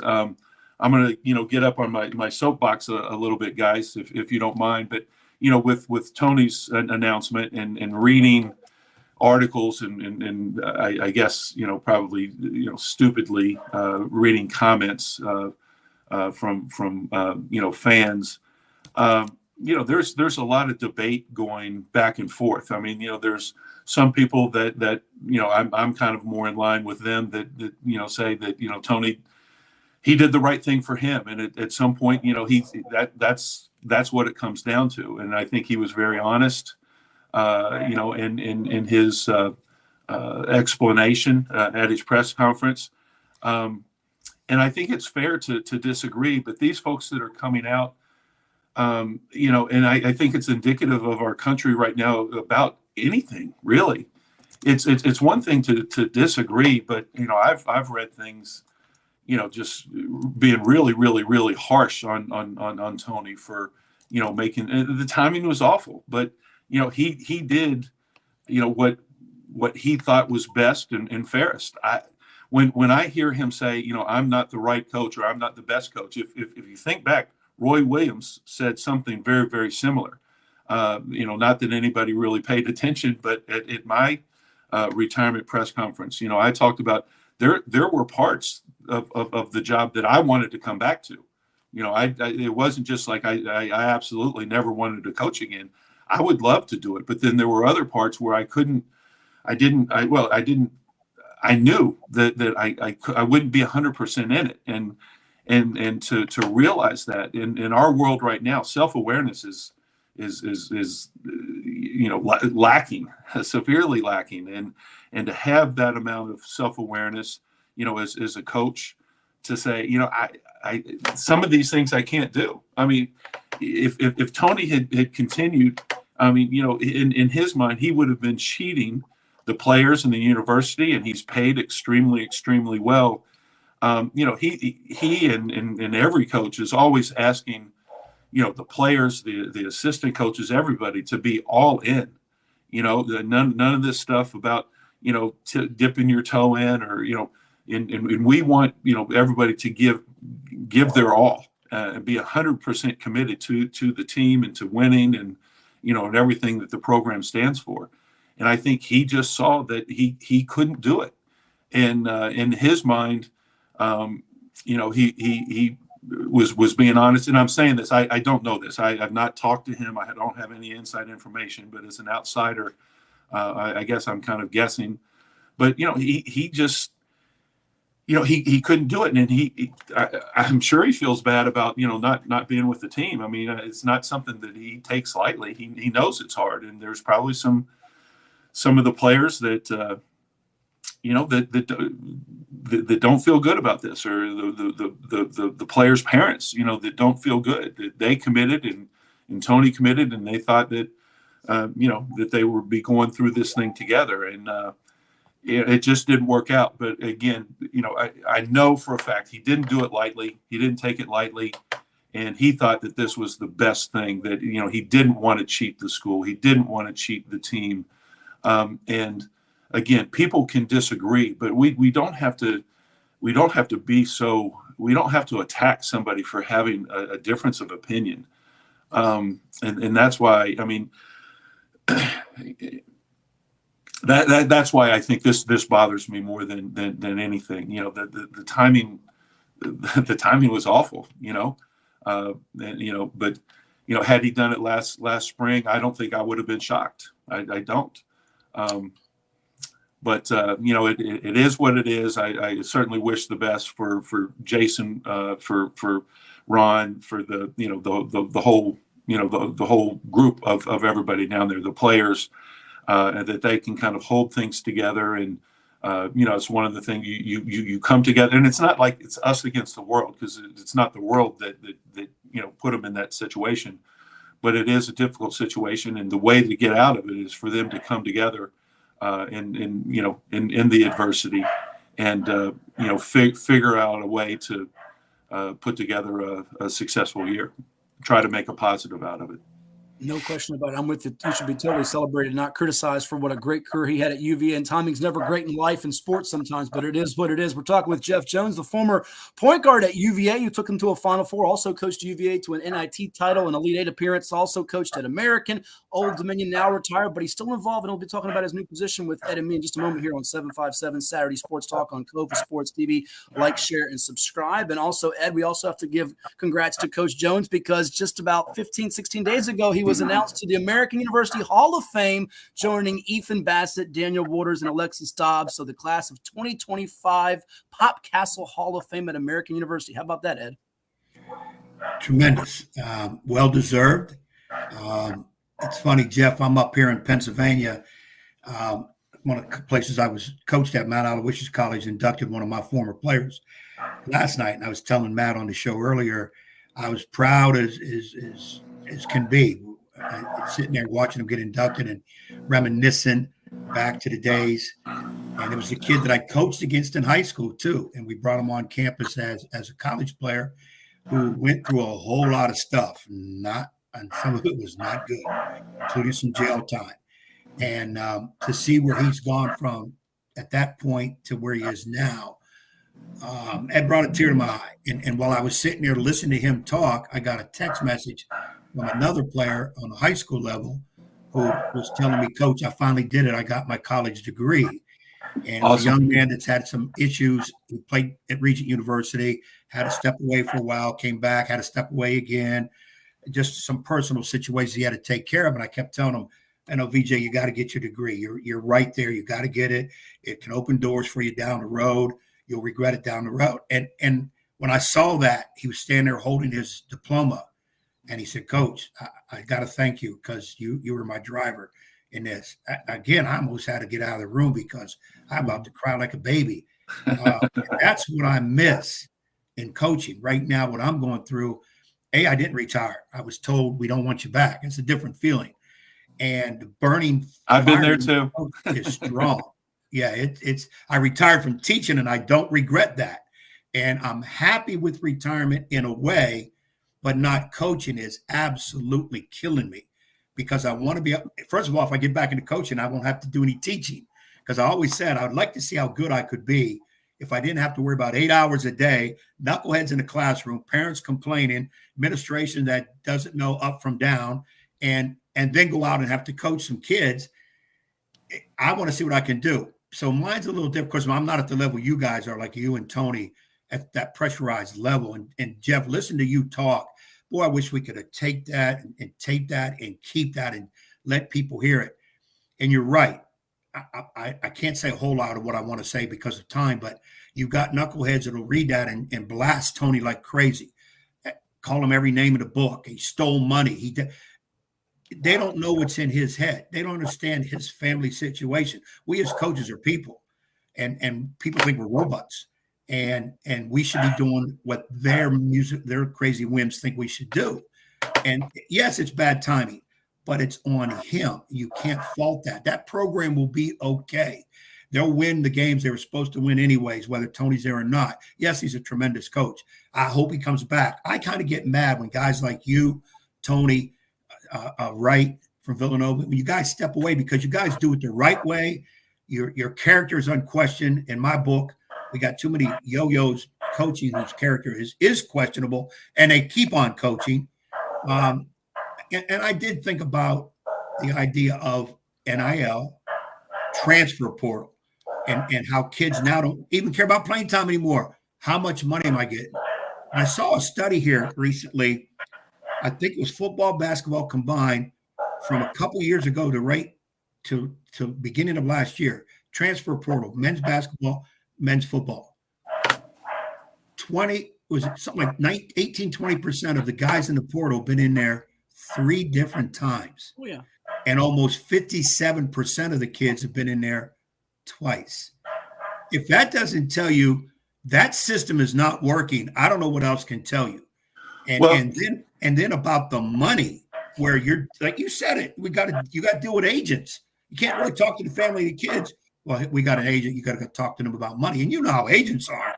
They don't want to hear about taking care of the kid, make sure he's in class, take care of his how much can my client get? Because if you can't pay it, I can go get it over here. That's the kind of stuff that blows my mind. And I kind of think, I know I'm throwing a lot of things out here, the next guy we'll see step away probably at the end of the year, I think, is Tom Izzo, because he's another guy that's into it very passionately with his kids. He's not into talking to agents and worried about money situation. I kind of think he'll be I didn't think Tony would be next. I thought Izzo would be the next one, but well, hey, it's funny that you say that, and you brought up enough stuff that if you want to, we'll have to get together again, because I need that. Everything that you just said. I mean, I've got stories. In fact, I talked to Tom Izzo Wednesday, and we had something else that we were talking about, but obviously my retirement and getting out of it was a topic of conversation, and he was asking all about it. I'm not saying he's going to retire. He didn't say he was going to retire. There's no scoop here, but he wanted to know what it was like, and whether I missed it. And I miss practices. Practices was my favorite part of coaching. But it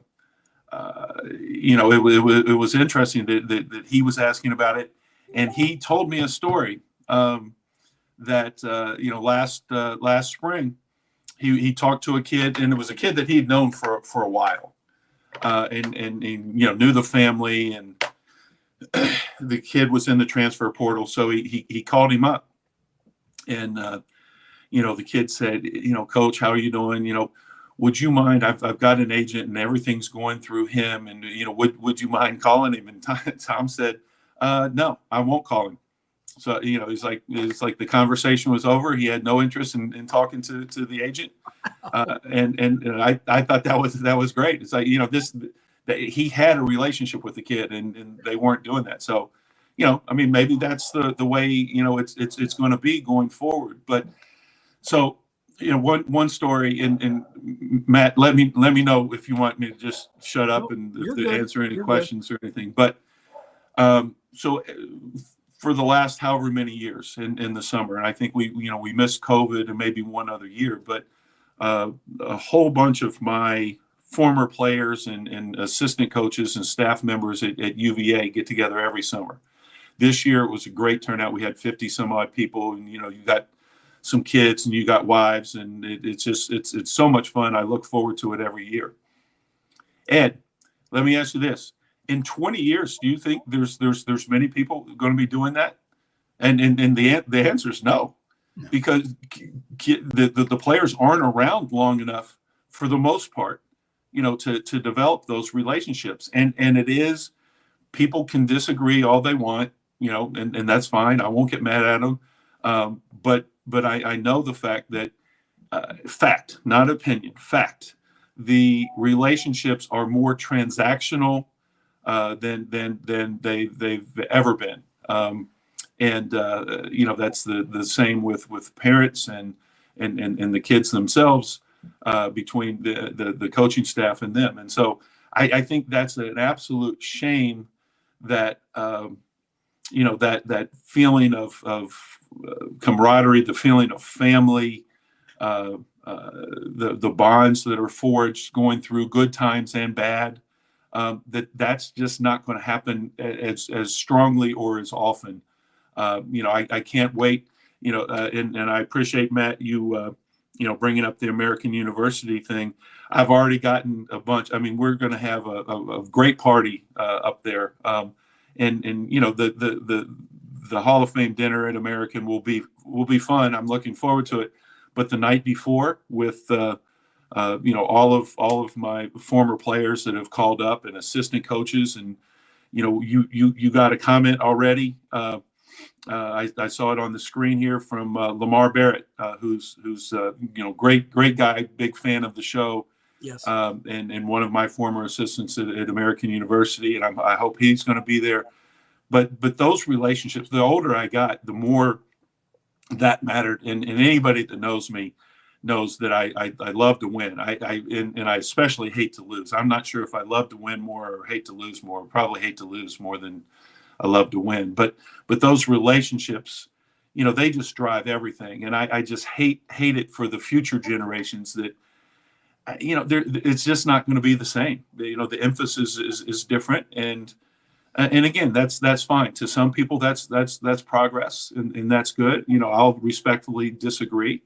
Maybe I'm just the old guy that's living in the past, and if that's the case, then so be it. But I know how special that is for me to get together with those guys and to meet and see their kids and see how great they're doing in school, see how great the former players are doing in their new professions.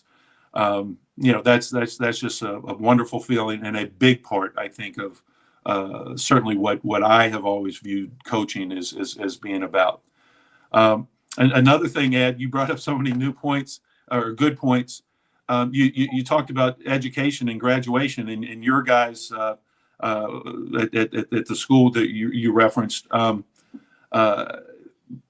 There's so little conversation, and it's almost like if it does come up, it's just kind of an obligatory mention about education, and graduation. Yes, because graduation is that's the goal. That's the symbolic, the tangible part of education. But education goes far beyond the classroom, and we don't talk about that in athletics hardly at all anymore. Certainly, I shouldn't say athletics. In men's basketball and football, you rarely hear that.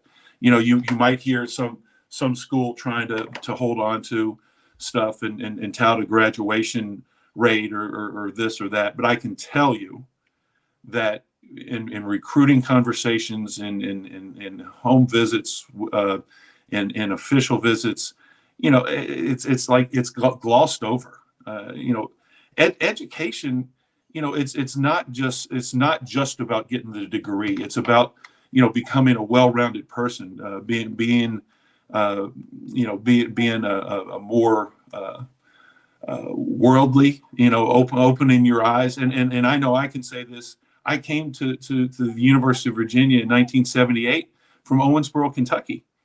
I had a very, very, very narrow view of the world coming from Owensboro, Kentucky. And I loved growing up there. It's not a criticism of Owensboro, but when I got to Charlottesville, my eyes were open to lots of different things, different races, different religions, different foods, just everything. And it was such a wonderful experience for me. And that all was part of my college education, in addition to being able to receive a degree from UVA. And I hate that, again, transactional, if everybody comes back and gets their degrees, that's great, but it's still different. It's not the same. Again, I think it's unfortunate, I'm willing to recognize if somebody's going to say, well, quit living in the past. I get it, but there were some things in the past, not everything, but that college education, those relationships that were built, that was pretty special. And I don't mind. I don't apologize for looking back and longing for more of that stuff. For sure, Ed. Well, Jeff, again, I'm so glad we got a chance to get you on, that you want to come on. And of course, the Tony Bennett situation spiked a lot of this. And I know we got to move on because of different things coming up in the show. But, and again, I'm not worried about my situation. I think the good Lord, if whatever his plan is for me, I'll do it, what has to be done. But I turned down a job recently to take. I had said yes, and then I called back a few days later, one of those that I've heard people do and I've never done. I called back and said, hey, I'm going to step back. And the reason I did it was, as I thought about it, I'd be jumping into a season that's getting ready to start. I don't know these kids. I don't know the parents. I don't know the situation. I don't know how many balls we have on the rack. I don't know anything, who we're playing when. And I said to myself, this is not how I've done it. It's always establishing relationships early. And then that way, when I'm pushing these kids, because I'm a pusher, I'm going to get on you to do your classwork. I'm going to get on you to do the court work. And I'm going to get on you to make sure at home things are going right, because so many things go into a kid being good on a court. People don't understand that. Again, fans don't understand it. They sit up there and yell, like, why don't you run this play? Why don't you do that? The kid's not up to it for a particular reason. We're not going to broadcast that reason. But I found myself stepping back. As much desire as I want to get into it, bad. I stopped somewhere on my way up here. 3 kids. I saw 3 different areas where kids were playing out in the court. I pulled a car over and started coaching kids, and they were like 3rd, 4th grade, looking at me like, "Who is this yo-yo trying to tell us what we're doing? We're just shooting." I'm trying to coach the kids up on my way to Pennsylvania. I just felt that I've got to establish a relationship with his kids. I just can't take any old situation because it satisfies me. I can't do that. And that's why when I hear you talk about Tony and maybe what Tony went through, I feel that. I feel that strongly because we've been through it and we understand when we're with those kids a lot. You just said it goes far more than the classroom and then even on the court for things to get done right. And if you're a person with character who does it the right way, those things bother you to a point where I could see, Tony, I'm done. I know it's a couple days before we get started, but I'm done. I want to go on the French Riviera and spend money with it. No, I can't give 100% of myself to these kids, to this program, to UVA. You've said it, Jeff. You said it yourself. There were times you had to think, end of the year, if I made a decision right now, I'd be done. You have to let that go. And I do know the NCAA needs to make changes. And what I propose is stop all this crazy blank recruiting crap. Let's make it all like Division III. Now you ain't got the pressure running out on the road, missing birthdays, holidays, whatever. Make it like Division III. Make the kids recruit to school instead of coaches have to go out on the road and recruit kids. Then let's see who can do what. Now, probably the gangster coaches are still going to find ways, but the money's out there to a degree because it ain't the same. The money Old Dominion has NIL compared to Kentucky and all that. We already know. Completely different basis. So, but I don't want to ramble on it either way. I do want to get into the thing with you, Jeff. You're kind of new duties now. If I'm not mistaken, you're kind of back at Old Dominion and you're a mentor of the coaches. I don't know what the official title is, but when I talked to you briefly about it before, I said to myself, now this is a position that needs to be everywhere across the country, including high school, where you get a veteran guy who's able to go out and talk to the coaches, see what's going on. They can use him as a resource. And it's not all about X and O's. In fact, it might be more other than X and O's. But I don't want to talk wrongly. You tell us what's going on with Jeff and your position. Well, this is something that's kind of really cool. And Wood Sealy brought it up to me back at the beginning of the summer or sometime in the spring and said, think about this. I'm thinking, it'd be great to have you around and, have you mentor the other coaches. And I thought about it and, and number one, there is no title. I don't, I have no idea what my title. Well, we're going to give you one. You're a mentor of coaches. Okay. But, I like thinking I'm more of a sounding board for the coaches at ODU than a mentor. I'm not, I'm certainly willing to, have conversations and if they ask me questions, but I'm not real keen on just throwing out unsolicited advice.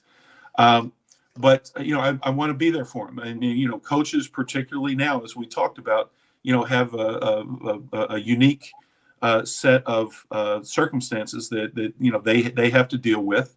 And if I can give a different perspective or if I can just be there and just listen, sometimes, coaches just need a place to vent and, they try not to bring it home. They don't want to vent to their significant other.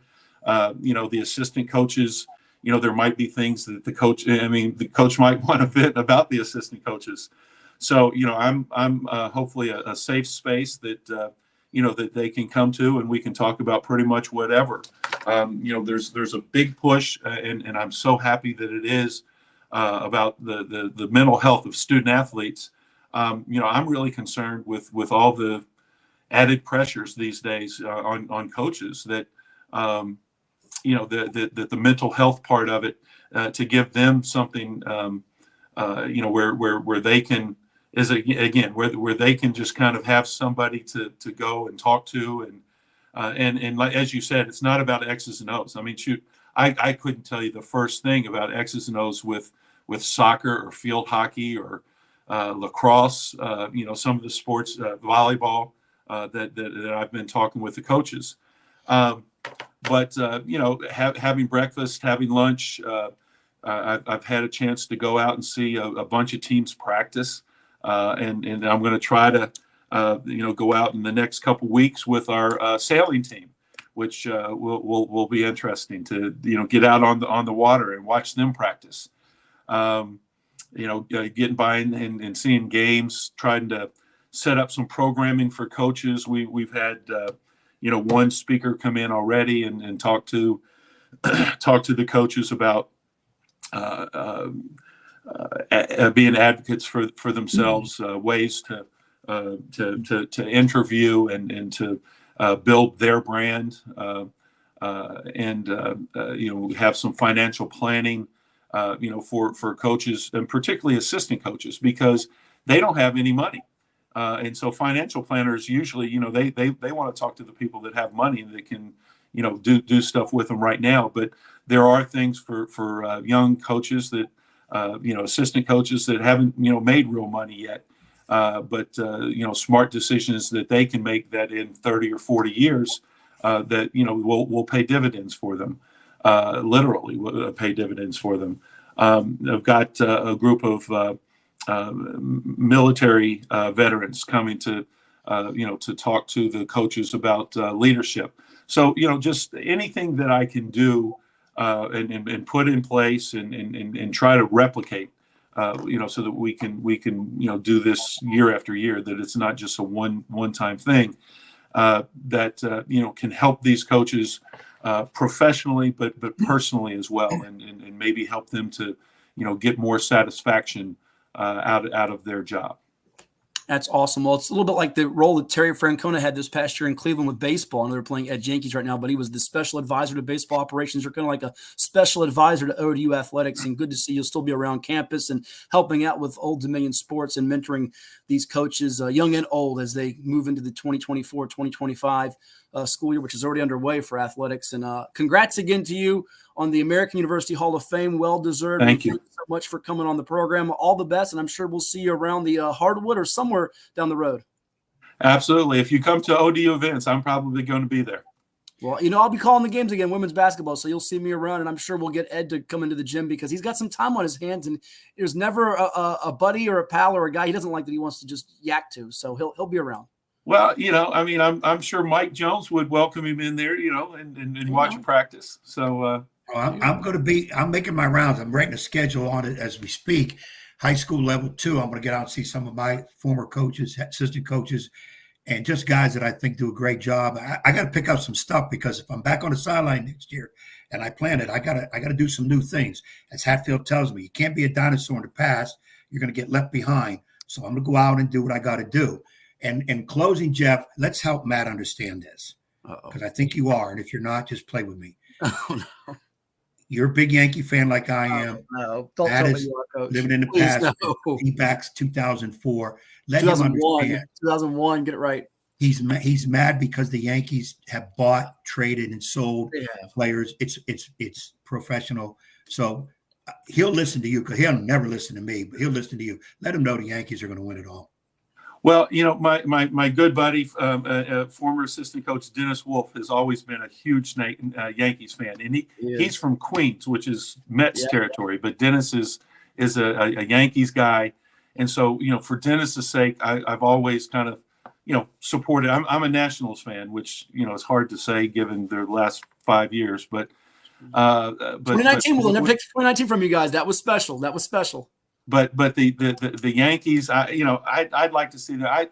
I'd like to see a Yankees Dodgers. I mean, I'd be right there with the networks. I mean, the networks have to be, dying to have that happen. But my Nationals fandom. Juan Soto is obviously a great player, but he just was such a good person and ambassador and all that. So I'd like to see him do really well. But Matt, I do have to say, I mean, the Yankees do buy players, but you don't think that the Dodgers? I mean, nobody has a bigger payroll than the Dodgers. Jeff, and the Mets And that's the thing. That's why I'm rooting for Cleveland now, since my guys got knocked out. I'm so tired of all these, powerhouses. It's a little bit like, we can spend a lot more time on this in the future. College basketball, your Kentuckys, your Dukes, your UNCs. But the Dodgers, I loathe as much as the Yankees. So if we have that World Series, I just won't watch. I'll be so miserable. I'll be miserable. And I love watching October baseball. There's nothing like it. I know basketball special in March, but it's. Hey, you mentioned, the college basketball at the top. Nobody has more NIL money than the SEC teams, and in particular Alabama. Alabama, they're picked preseason number 1, I think, by some polls. They're throwing around some serious money down there now. I mean, look, we can like it or not, but the sports world revolves around green, fellas. It does. It is. But the answer to all your questions is money. It makes the world go around. Well, hey, always a pleasure, Coach. All the best to you, and I'm sure we'll chat with you very soon. All right. Y'all have a great day. Thanks, Jeff. It's Jeff Jones, our guest here on 757 Saturday Sports Talk. And he's absolutely right. I did get a chance to pinch hit for Ted Alexander on a couple men's games last year, Arkansas and Ball State, and he loves the Yankees just like you do, Ed, does Dennis Wolf. We'll come back with our NBA over-unders, our NFL picks, and put the ribbons on today's show on 757 Saturday Sports Talk. Like, share, and subscribe to our YouTube channel. But right now, let's hear from some of the sponsors that make it possible for us, including one of Ed's favorites, Dairy Queen Grill and Chill. Oh, love the Queen. Love the Queen. What is more? Is it more reps, more strength, more stamina? We say it's all of that, but it's greater than just what's in the mirror. It's about improving your mental and physical health. More is a feeling of achievement, fulfillment, confidence. It's looking better, feeling better, being better, and it's our mission to get you there, because here you are more. One Life Fitness. After more than 50 years of innovation, AstroTurf still leads the way. The inventor of artificial turf does it all, right here in the USA. We engineer, test, manufacture, and install the world's most innovative fibers and turf technologies, with over 30,000 tracks and fields worldwide. AstroTurf, powered by Sport Group. What's up at DQ? Oh, just the best deal ever! The $7 Bacon Cheeseburger Meal Deal. Bacon cheeseburger for a limited time, plus fries, drink, and a sundae. Yeah, this is not the time to be modest. It's all full size for just $7. And there's bacon on that burger. The $7 Bacon Cheeseburger Meal Deal. Now, for a limited time on the $7 Meal Deal lineup. Only at DQ. Happy tastes good.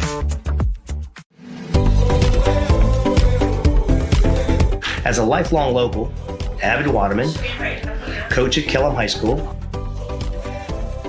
coach at the Virginia Beach Soccer Club, also a member at Virginia Beach National and Hanover Ridge Golf Club. The 757 is a great place to live and play.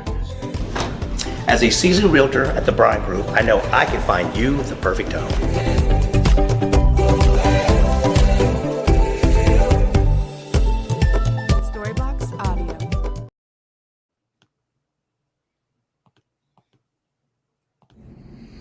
Okay, folks, this is the Norfolk Tides Sweet Press Box. Take a look at this. Good stuff right here. You got the TV, you got the table, you got, hold on, wait. You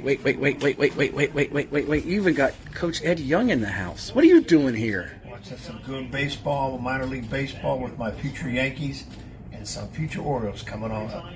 Unbelievable. They let anybody in Harbor Park's press box. Unbelievable. Can't believe it. I'm just lost for words. This is 757 Saturday Sports Talk. Here are Matt Hatfield and Coach Ed Young. We thank Jeff Jones for coming on the program this morning with us here on 757 Saturday Sports Talk. Like, share, and subscribe to our YouTube channel. Oh, not YouTube, Woody. Dodgers. I can't get rid of all you Yankee Dodger folks. You're just making my life miserable. He did say we want Pool Man. Oh, Woody, that makes me happy. No. You want Pool Man? No. Guess what? You get it. Here it is. All right, here's today's joke. What do runners eat before a race? The answer is nothing. They fast.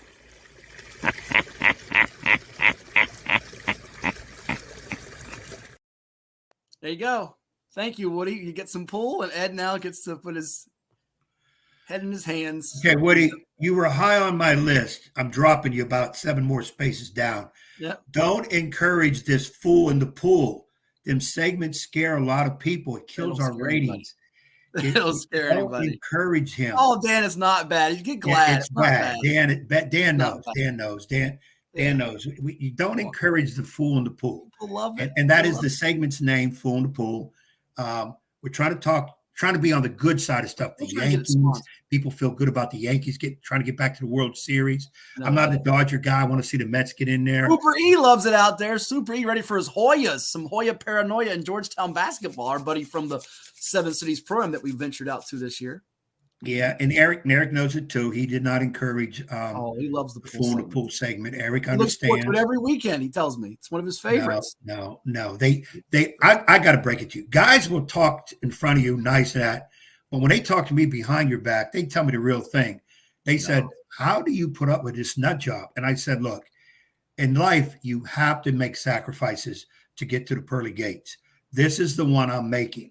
I'm trying to deal with this Joby here, that hopefully it'll get me to the pearly gates at the end, because everybody else trying to put up with him is this is the guy that let the dogs loose, and they found him running away miles away. You know, can you trust this guy? Watching your kid. Well, your dog's been barking half the show, or was that Coach Jones's dog? I couldn't tell. Coach Jones' dogs were wound up. I was going to tell him, let him on the show. We're equal opportunity show. We let the dogs out. Well, we've got to talk a little bit more about some high school football. We're running out of time though. NFL picks coming up, but do you see what's on the screen? Do you know what that is? That is last year's NBA over/under selections, which I went 2-1, ladies and gents. I had the Pistons under 28.5. I had the Pelicans in New Orleans over to 44.5. Zion played in enough games to get it done. And I had the Magic under 37.5, which did not work out for me, sadly. But 2-1, because Ed had the Spurs as an over, not happening. OKC as an under. That was a miserable pick because they had the best record in the West, so they lost in the Western semis to the Dallas Mavericks, who ended up winning the Western Conference over Minnesota. And he had over the Cavaliers 50.5. I thought it got there. It must have just got under by a little bit. So 0-3 for Edward, 2-1 for me. I believe the year before I was 3-0 and you were 2-1. So I am cooking. I am rolling like a fat kid down a hill, baby. Time now for our NBA over-under picks. You get to take 3. I go 1. You go 2. And then I go 2. You get the last one. So where do I begin for the NBA? And I don't have the John Tesh round ball rock, which is probably copyrighted anyway. So we'll have to do with bounce instead. Loud. Some NBA bounce for you. Have you looked at your sheet to make your 3 picks here, Ed? Are you still decipher? Okay. Well, you're going to just go 0-3 again, I guess. All right. Where do I go? I'm just appalled that you changed my picks. San Antonio, I said under 29.5. You did not. We can go back and play City, I said would probably get 46, 47. You switched it. And Cleveland, I don't remember. It's like in coaching. When coaches sit down and start drawing up plays, whoever has the pen last wins all the time because you can manipulate. So you have the keyboard with the fingers on the keyboard, and you switch my picks around, so I look like a fool being 0-3. But I'm okay with it. But I don't have the schedule in front of me for the I emailed it to you. Go check out your email. It's in your email. Well, I don't like going back and forth between email and on here, because then I hit one button and then I send you to China, and I'm on hotel Wi-Fi, which is really living dangerously. Well, I just sent it to you as a Word doc through your Facebook Messenger, so you can't be that challenged. So as you pull that up, I'm going to go with a pick here. And there's a couple teams I will root for. I don't have any Utah Jazz fandom anymore with Malone and Stockton being long retired. I thought about going back to the well and under on the Magic. Still may do that. Thought about going over on the Spurs just to gnaw at you, because last year what happened. The Grizzlies are interesting with John Morant back. But for my first pick, I'm going to go to a guy that I can't stand. And that guy is Bradley Beal and the Suns, because with Beal and Durant and Booker, with Mike Budenholzer, a coach that I'm not crazy about either, 46.5 is the over-under for the Suns. They ought to go 47-35, even if Bradley Beal only plays his 16 games of the season, which he generally does. I mean, he just did a little podcast where he yacked about, if I had played in those 20-something games I missed, we would have had the best record in the West easily. Really? I'm not buying that. But I am going to buy Phoenix over 47.5 as my first pick. So Ed now can peruse the sheet, the list, and try to avoid another 0-3 disaster because he has the next two picks for us as we do NBA over-unders. The season starting up on Tuesday night on Turner. I think you got the Celtics in action, the defending champions. You get to see the last year of Inside the NBA, we think, with Charles Barkley, Shaquille O'Neal, Kenny the Jet Smith, and Ernie Johnson on TNT because their future is undecided beyond this year. The best Emmy Award-winning pregame and postgame show out there. And we'll get juiced up for some basketball in the sports equinox because, Ed, coming up, you're going to have all the sports, baseball, football, basketball, hockey in action at one time, which is so cool in October. Yeah, it's a good month when you put them all together. Baseball getting ready to move on. Hockey and basketball stepping up. Hockey has started, a week or so ago. And regular season's going on. And, of course, basketball this week will be going on. Looking at the overs and unders, getting my first cold reaction to it. I'm looking at the Cleveland Cavaliers again, since they screwed me last year, and they're 47.5. They're going to go under. I picked them over. I'll pick them under this time. Hold on. You're going back to the well. You did it last year. Over 50.5. You're going to go under this year for Cleveland? Yeah, for Cleveland, because I'm going to put the X on them, speak to Daryl. I'm going to send them back to Portsmouth. So you screwed me, Cleveland. So now this year, I hope you fall. Wait. For those that don't know what the heck you're talking about, we'll play that because they're saying Daryl going back to Portsmouth. This is the Maury superfan himself, Daryl. As I try to find it now on our screen here, we've got it somewhere. Here it is.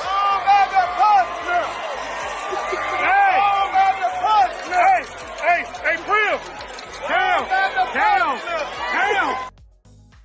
Yep, the Commodores said that to Manor last week when they won 97-0. And by the way, Maury football, just for a second, the last 2 weeks, they've scored 179 points against the Mustangs and the Bookers. Beware, Norview, Churchland, and Granby, the next three potential victims on their hit list.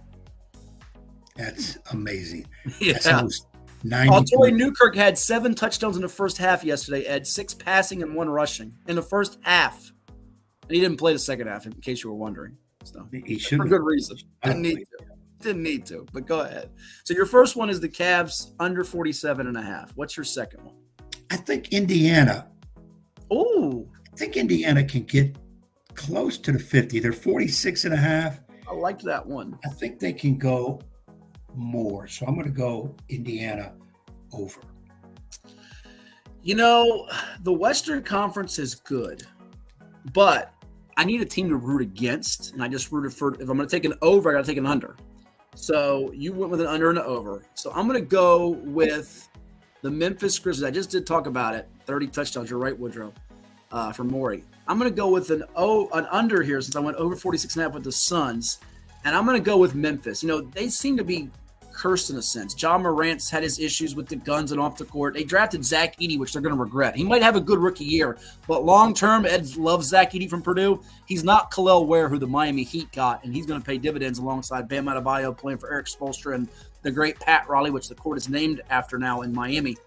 So I'm going to go under the 45.5 for Memphis, basing it on I feel like they'll have some injuries, some inner turmoil. Edey will hit a wall or he'll foul out too many times.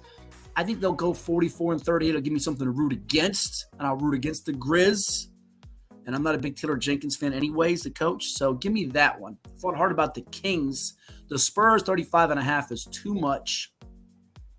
Denver did not bolster its team at 52.5, so I thought about that one pretty hard. Also, I tell you what, there's a couple of them I'm really looking at hard as far as scooting on the over. And this is one I'm looking at that I feel very, very good about.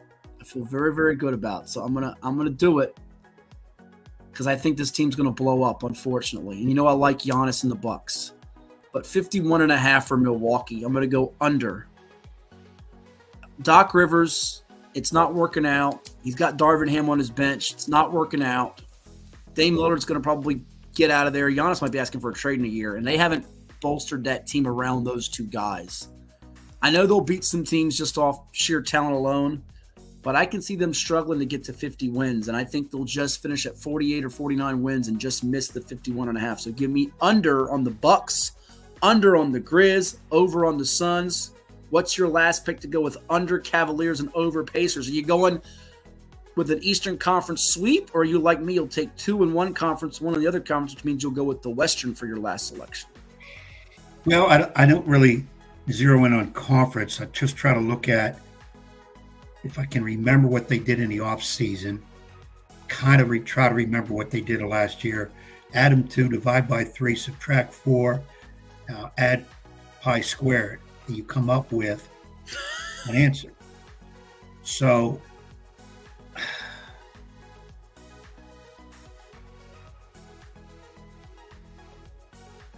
I'm going to, oh boy, going through some of these, I'm torn. There's a lot of numbers that are right on the button. How good is Vegas with these odds? They are so good with them. They are.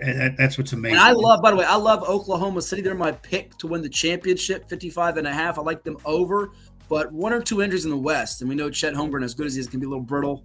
Shai Gilgeous-Alexander's a wonderful talent. They had the best depth, best rotation, best, I think, front office in the league. In the West, though, you have a bad losing streak. You're gonna finish at best 52, 54 wins. So that's a high number. So I couldn't go OKC there, though I have them winning the championship, by the way, over Boston. That's my pick, ladies and gents. What's your last choice, and do you have a title pick as well? I'm going to go. Who are my 2 picks again? He is so out of it, folks. This is what happens when you get up there in the age department. Cavaliers. What's that? I just hope dementia's not falling in. You took under 47.5 Cavaliers and over 47.5 Pacers. You're out. I'm sorry, over 46.5 Pacers. Let me make sure I got that right. Over 46.5 Pacers. I got to write it down this year. Yeah. So give it to my other agent to watch. You got one more to go here as you scramble around. Do you have a team that you can root against? A team you can root for? By the way, if folks are wondering, the highest on the board in terms of the totals.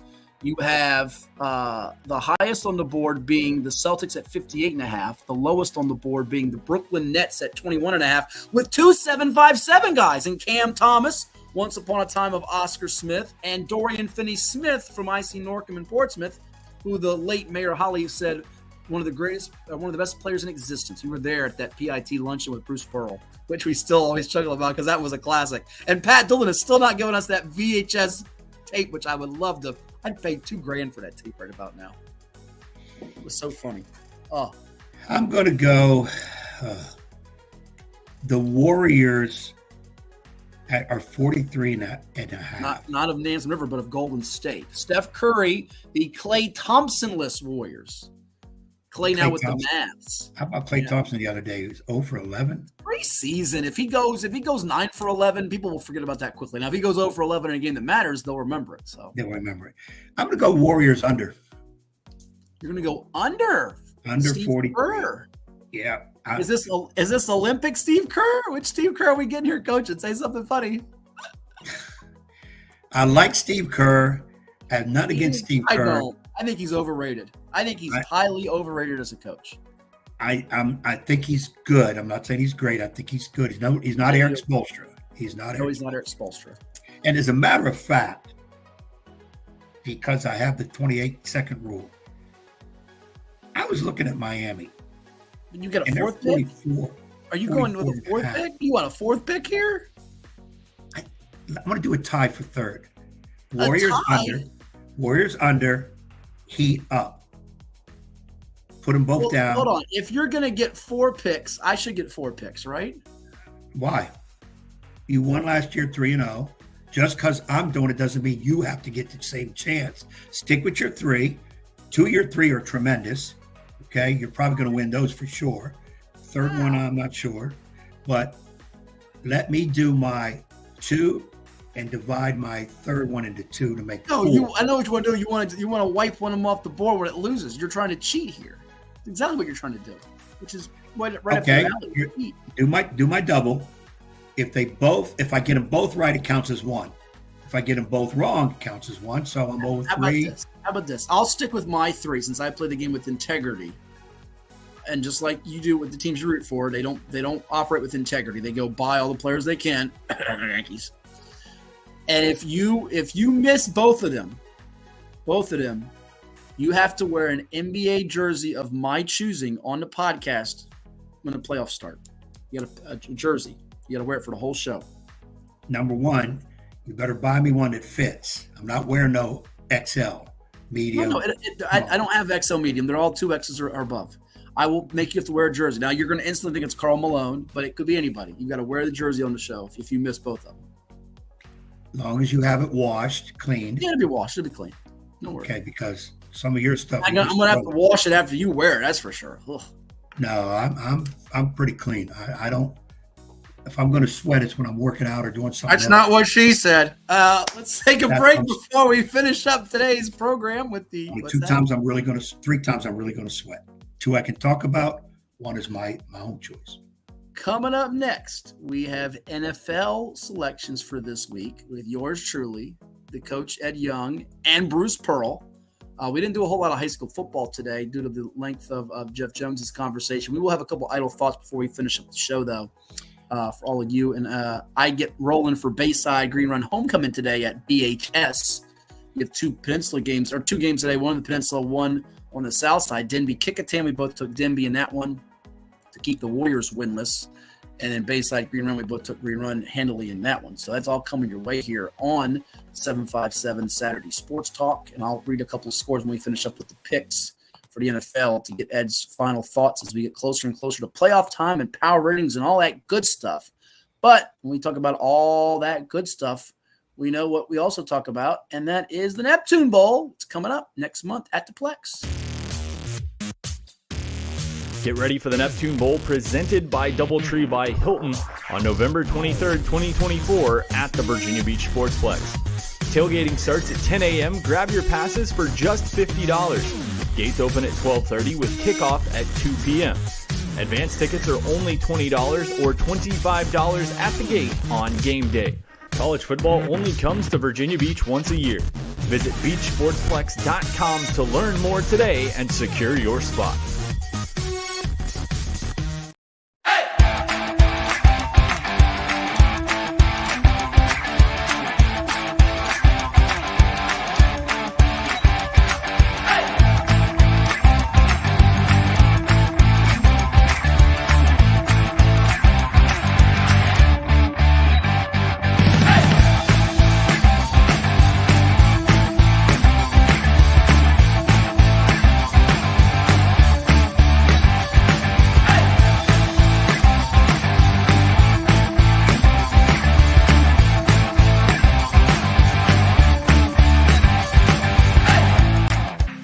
Treat yourself to a visit to the Drip Bar, IV hydration and vitamin therapy in Virginia Beach. Boost your immunity, increase your energy, and promote anti-aging with our personalized treatments designed to ensure efficient nutrition absorption to rejuvenate your mind and body. Come see our chic and relaxing day spa for yourself today. We welcome walk-ins and appointments. Our medical professionals will help you achieve your best health and answer all your questions.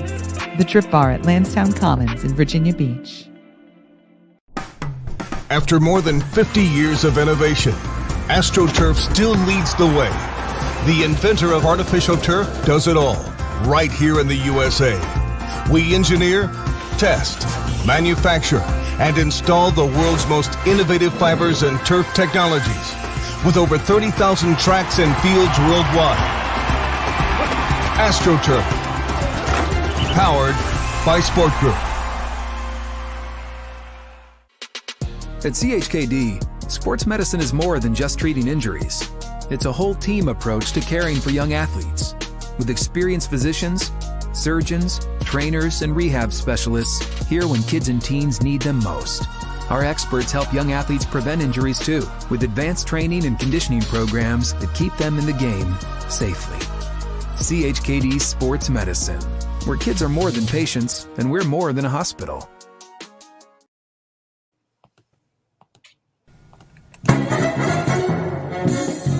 And now back to Matthew Hatfield and that evil basketball coach. Blast you, Ed Young!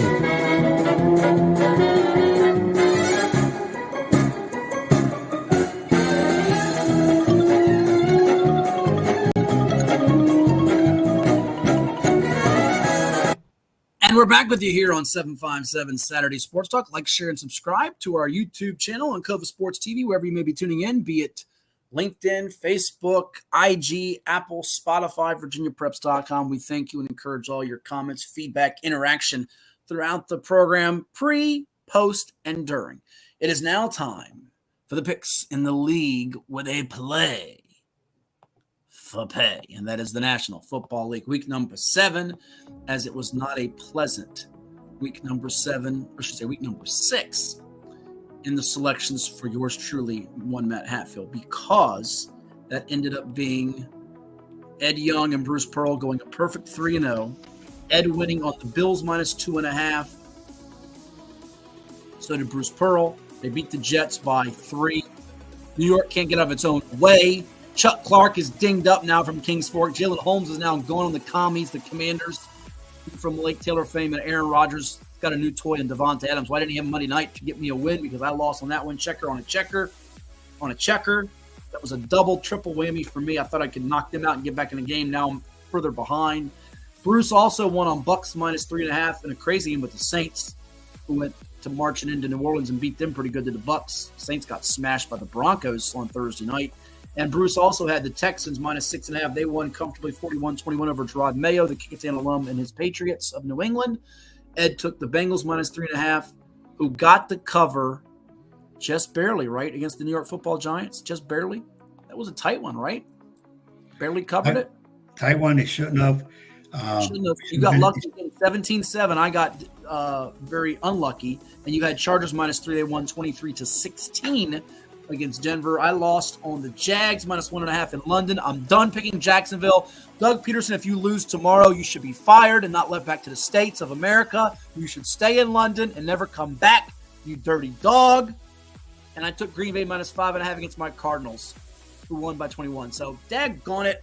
All the games I got right was the one I wanted to get wrong, and I missed the 2 I wanted to get right. So, I'm just so frustrated. And that leads to our picks record for the season. Bruce is at 500. Ed got back to Mount 500. I'm 7 games below, and this is the worst I've ever done, folks. I need a miraculous comeback, which so do the Cleveland Guardians against the Yankees beginning tonight. We can do it. We're not out. We're battered, but we're not done yet. We're still in the fight. Got a long ways to go. So Ed gets to go first in our head-to-head, but Bruce is 3-0 for is that the second straight week? Yeah. Bruce has gotten 6 in a row from 3-9 to 9-9. The Virginia Beach Mustangs maestro is rocking and rolling. So here's his picks. And you know what? All 3 of those picks, I kid you not, when Bruce texted me those were my 3 picks I was going to take. First 3 on the board. He's got Green Bay minus the 2.5 against the Texans at home. He's got the Chargers minus 1.5 against my Cardinals. And he's got San Francisco minus the 1.5 against Kansas City, which is coming off the bye, undefeated. And we know how good they are. Patrick Mahomes is an underdog. Derek Nottie from Ocean Lakes High on that team as well. So those are Bruce's picks. Edward, what is your first selection for this week? And if you take my 4th pick, I'm going to punch you through the screen in Pennsylvania. You better not take it. Bruce had one of mine. I would say go ahead one. And copy him. You do it every week. Copy him. Well, I'm trying to figure out which one do you want. I feel like just messing with you today. Since don't do that. I'm not in the mood to be messed with. You've messed with me enough. Give me a hint. Is it AFC or NFC? I give you a hint and lead you the wrong way is what I'm going to do. Yeah, I figured that. Definitely. That's why I say I don't listen to you. I listen to the opposite of it's definitely NFC. Well, NFC was on my mind. Don't you do it. I was thinking this team is very iffy to keep picking. They were my favorite to win their division. And most people say they have no shot at winning the division. Don't you do it. I think they'll win tomorrow. Don't you do it. Give me the Eagles minus 3. Whew, that was not my pick. All right, good to know. You take the Eagles at the Giants. We'll root like the Dickens. The Dickens? Charles Dickens? Yeah, Charles Dickens. for the G-men, Big Blue at home. We need one New York team to win tomorrow, but not the New York team to win tonight. And I know baseball fans are hoping for a New York team to win tomorrow in LA. So that's your first pick. I get the next two, which means I'm safe for the first two I like. Restore the Roar, baby. They have not led me wrong all year long, and I should have picked them last week when they blasted the Dallas Cowboys in Big D. America's dream, not America's team. I am highly concerned about the injury. I'm not going to lie. That injury, of course, to one Aiden Hutchinson, the awesome pass rusher who's out for the season. Wish him all the best. I do think the Lions will go get a pass rusher in the future, but Minnesota was very fortunate the week before to win in London over A-Rod, Aaron Rodgers and the Jets holding on for dear life. They don't have enough offensive juice. I know Justin Jefferson's fabulous, but Aaron Jones is a little dinged up. Sam Darnold's going to go out with Carson Palmer. They'll have a Darnold Palmer, and he'll throw 2 picks. Give me the Lions in a shootout. This will be a high-scoring game, too. I looked at 50.5 at the over, but give me the Lions. Getting 1.5 with Dan Campbell, I'm going to take it. Give me Detroit. I'm going with a pup, a dog, a bow wow, woof, woof, to knock the Vikes from the rank to the unbeaten. Sorry, Nick Senti, your team's not going undefeated this year. This is going to be the loss in the division that Minnesota desperately better have if Detroit is going to have a chance at winning this division, which is right now the best in football when you include Green Bay and Chicago. So pick number 1, Lions plus the 1.5. Pick number 2, I thought about the Battle of Ohio, and I'm still thinking about it pretty hard. The Cleveland Browns are a mess. However, Cincinnati's defense played better than expected against the Giants. Can they do it 2 weeks in a row? Well, they can, because the Browns' offense is terrible, especially minus now Amari Cooper, who plays for Buffalo. I looked at Buffalo pretty closely. Was going to take the Colts -3 before they announced Anthony Richardson as the quarterback instead of Joe Flacco. But for my second selection, we are going to say, dun, dun, dun, dun, dun, dun, dun, dun, dun, dun, dun, dun, dun. Hail to the commies, hail victory. Air on the warpath, fight for all. Mayberry, DC, -8.5. Take the Commanders against the woeful, and I do mean woeful, Carolina Panthers, who cannot get out of their own way. Jay and Daniels and company aren't going to lose 2 in a row. They come off the loss to the Ravens, and they will respond. Give me Washington 42, a 40 burger, and Carolina 20. Take the 8.5. And the over looks good too. Now, you complained that I'd take your pick. You definitely took my pick. Well, listen, you should be happy because I've been missing games, so don't complain about it. You're up. No, that's easy. Washington win that game by 20. Easy. Jack, make sure you clip this clip on Monday for y'all's show with Johnny D to play back, because Ed has just put the official jinx on Suave, Rico, our buddies, Washington Commanders, and Big Al out there. If he's listening and watching, he's going to be mad. You have just officially jinxed the Washington football team. They will win by 20 easy. You've jinxed them. You've jinxed them. Put the shekels on it. You've messed up my pick. I've got them to win the on it. I have some futures on the Washington Commanders. Remember, I said before the season they won the division. I've told people this. I've told my investment group about this. It's one of my best plays out there. It's my ATL T-Boy Latchley special. I've got all the wise guys in the desert on this. If they lose to Carolina, they put their division title hopes in serious jeopardy. So they better not lose this, because if they do, I'm blaming one person. It's not Dan Quinn, the medicine man. It's not Jane Daniels, the rookie phenom. It is you, Edward V, not as in victory, but Vincent Young. It'll be your fault and yours alone. I can handle that, but I said they're going to win by at least 20. And if they don't win by at least 20, then what? You just shrug and say, oh, well, I was wrong? You got to wear old Washington Redskin jersey that you have somewhere that does fit. If they don't win by 20. Yeah. Okay, I hope they win by 19, because that means I'm right and you have to wear the jersey. Come on, keep it within 19, Carolina. How come on these bets, if I win, you don't do nothing? Because nobody cares if I do something. They want to see you suffer misery. They don't care about me being miserable. They care. It's not a big deal. Yeah, they don't want you to. Yeah, that's what it is. If I win, you got to do full in the pool in December. Well, we can't do that because my great neighbors, the Gillums pool, is closed for the winter, so we can't do that. No, you got to jump in somebody out the lake, whatever. No, I don't want to get arrested. That's not a big deal. I mean, you could get out of that. Oh, it is a big deal to get arrested. I don't Your want to. dad will bail you out. No, he won't. He'll be sleeping and cursing. The cursing part. And talking about why people don't put their lights on and poke along drivers. But go ahead. What's your second and third pick? And where the hell is my peanuts? Oh yeah, the peanuts. Don't forget the peanuts. He's not watching this. But what's your second and third picks? Okay. The show's completely gone into toilet. Yes, it has. People have no idea what we're talking about at this point. Oh, Woody wants one more pull, man. Yeah, Woody, we can do it before we sign off. Keep it tuned. Woody, either you don't listen to me or you can't hear me. It has to be one of the two. I don't care what you say. Okay. See, if I had to control the buttons right now, Woody would be suspended for a week. No. He's a Dodger fan, so he's trying to make. You're going to all celebratory about the Yankees. You might lose a World Series to them, which at that point, I hope you both lose. I don't really like either team, so yeah, you could be heartbroken at that point because I don't think you have the pitching to get out Ohtani and Betts, maybe Freeman right now, and definitely not the Hernandezes, Teoscar and Kiki. Tommy Edman is playing great for them too. Freeman is my best, one of my top, right behind Judge. He's number 2 Major League Baseball favorite. Yeah, but he's hurt right now. He's been on one leg. He is the only Dodger that I will say is hard to dislike because he is such a quality dude. He's a good dude. He's a good dude. And Mookie Betts ain't bad either. Now Mookie Betts is a good dude too. What's your next 2 picks? As Woody does hear you. Yeah. Now Woody hears me. Okay. Yeah. All right. I'm looking at a couple things here. These 2 teams, Chargers and your Cardinals. Oh, you're going to copy Bruce here. This is typical you. Now, why don't you go? I am looking at this game at something, but it's probably what you're going to do now. Go ahead. Let's hear it.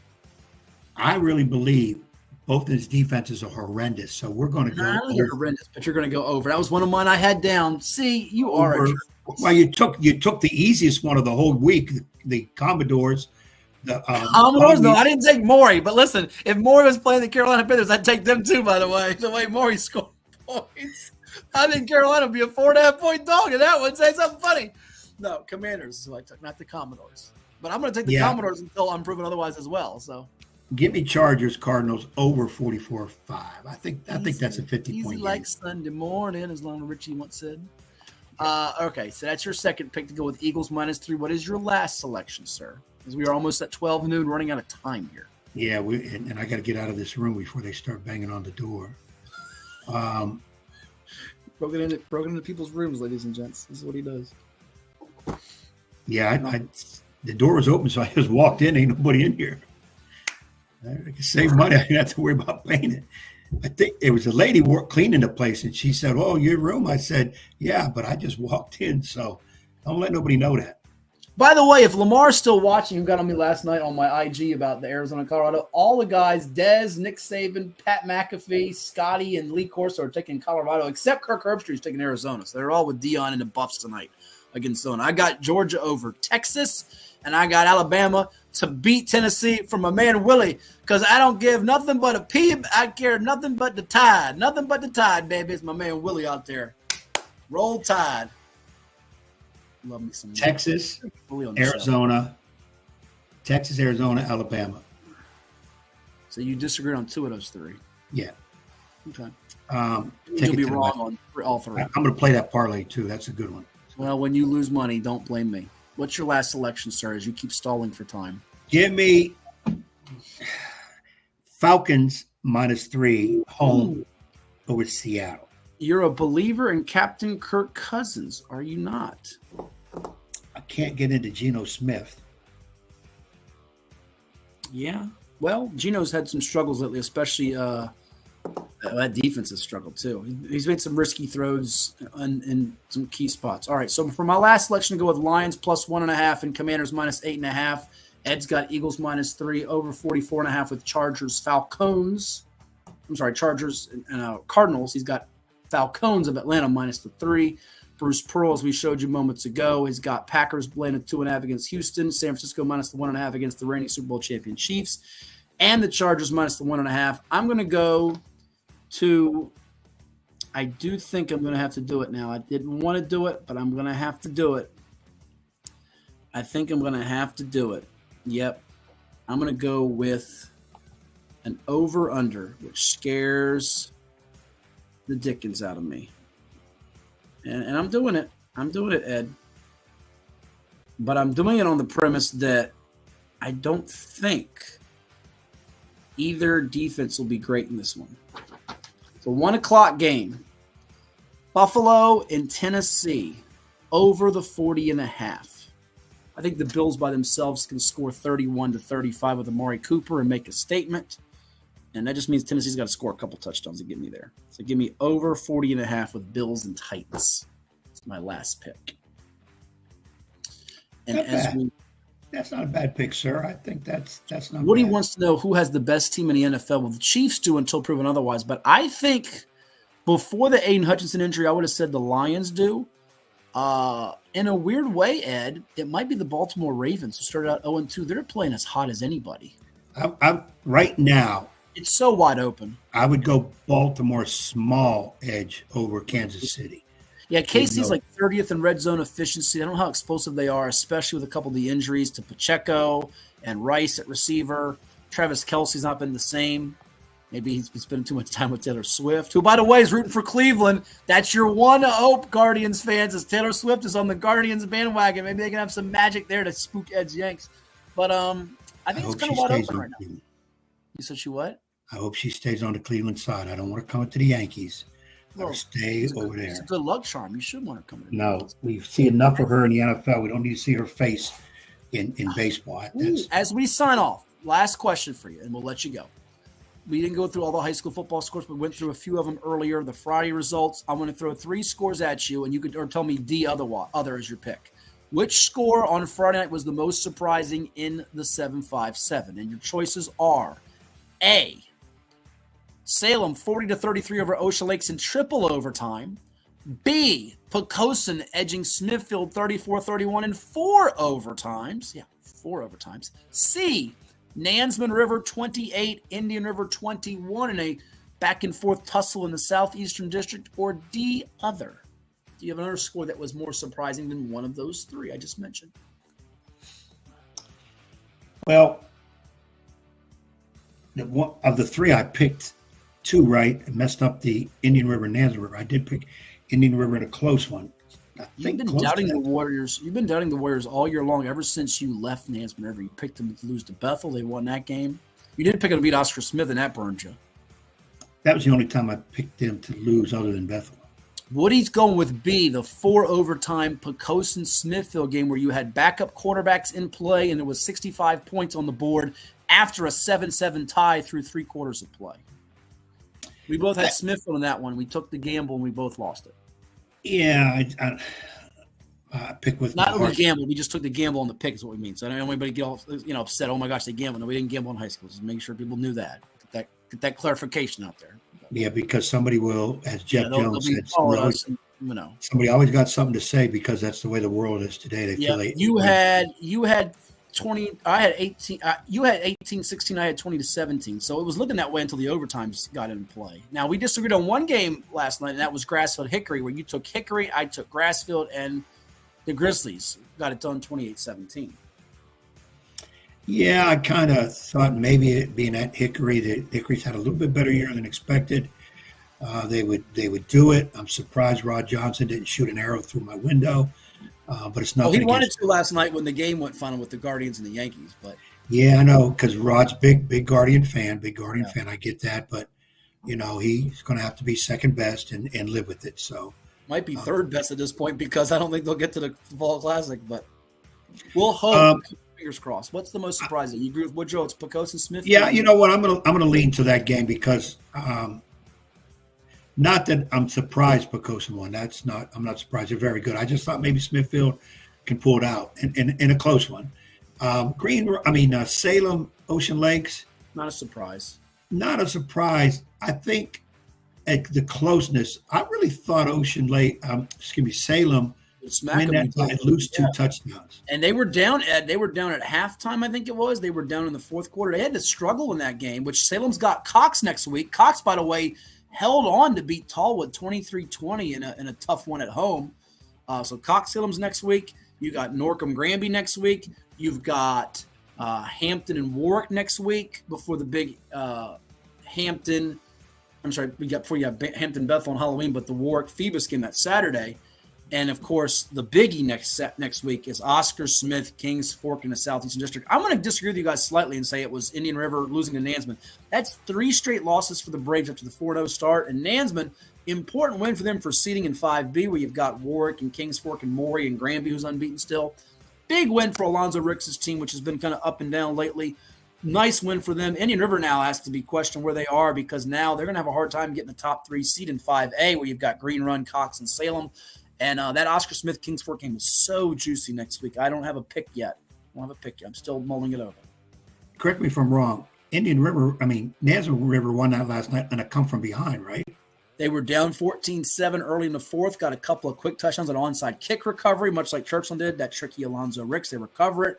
They score Tavon Douglas, and then Cam Kirby finds Jaquise Graves late.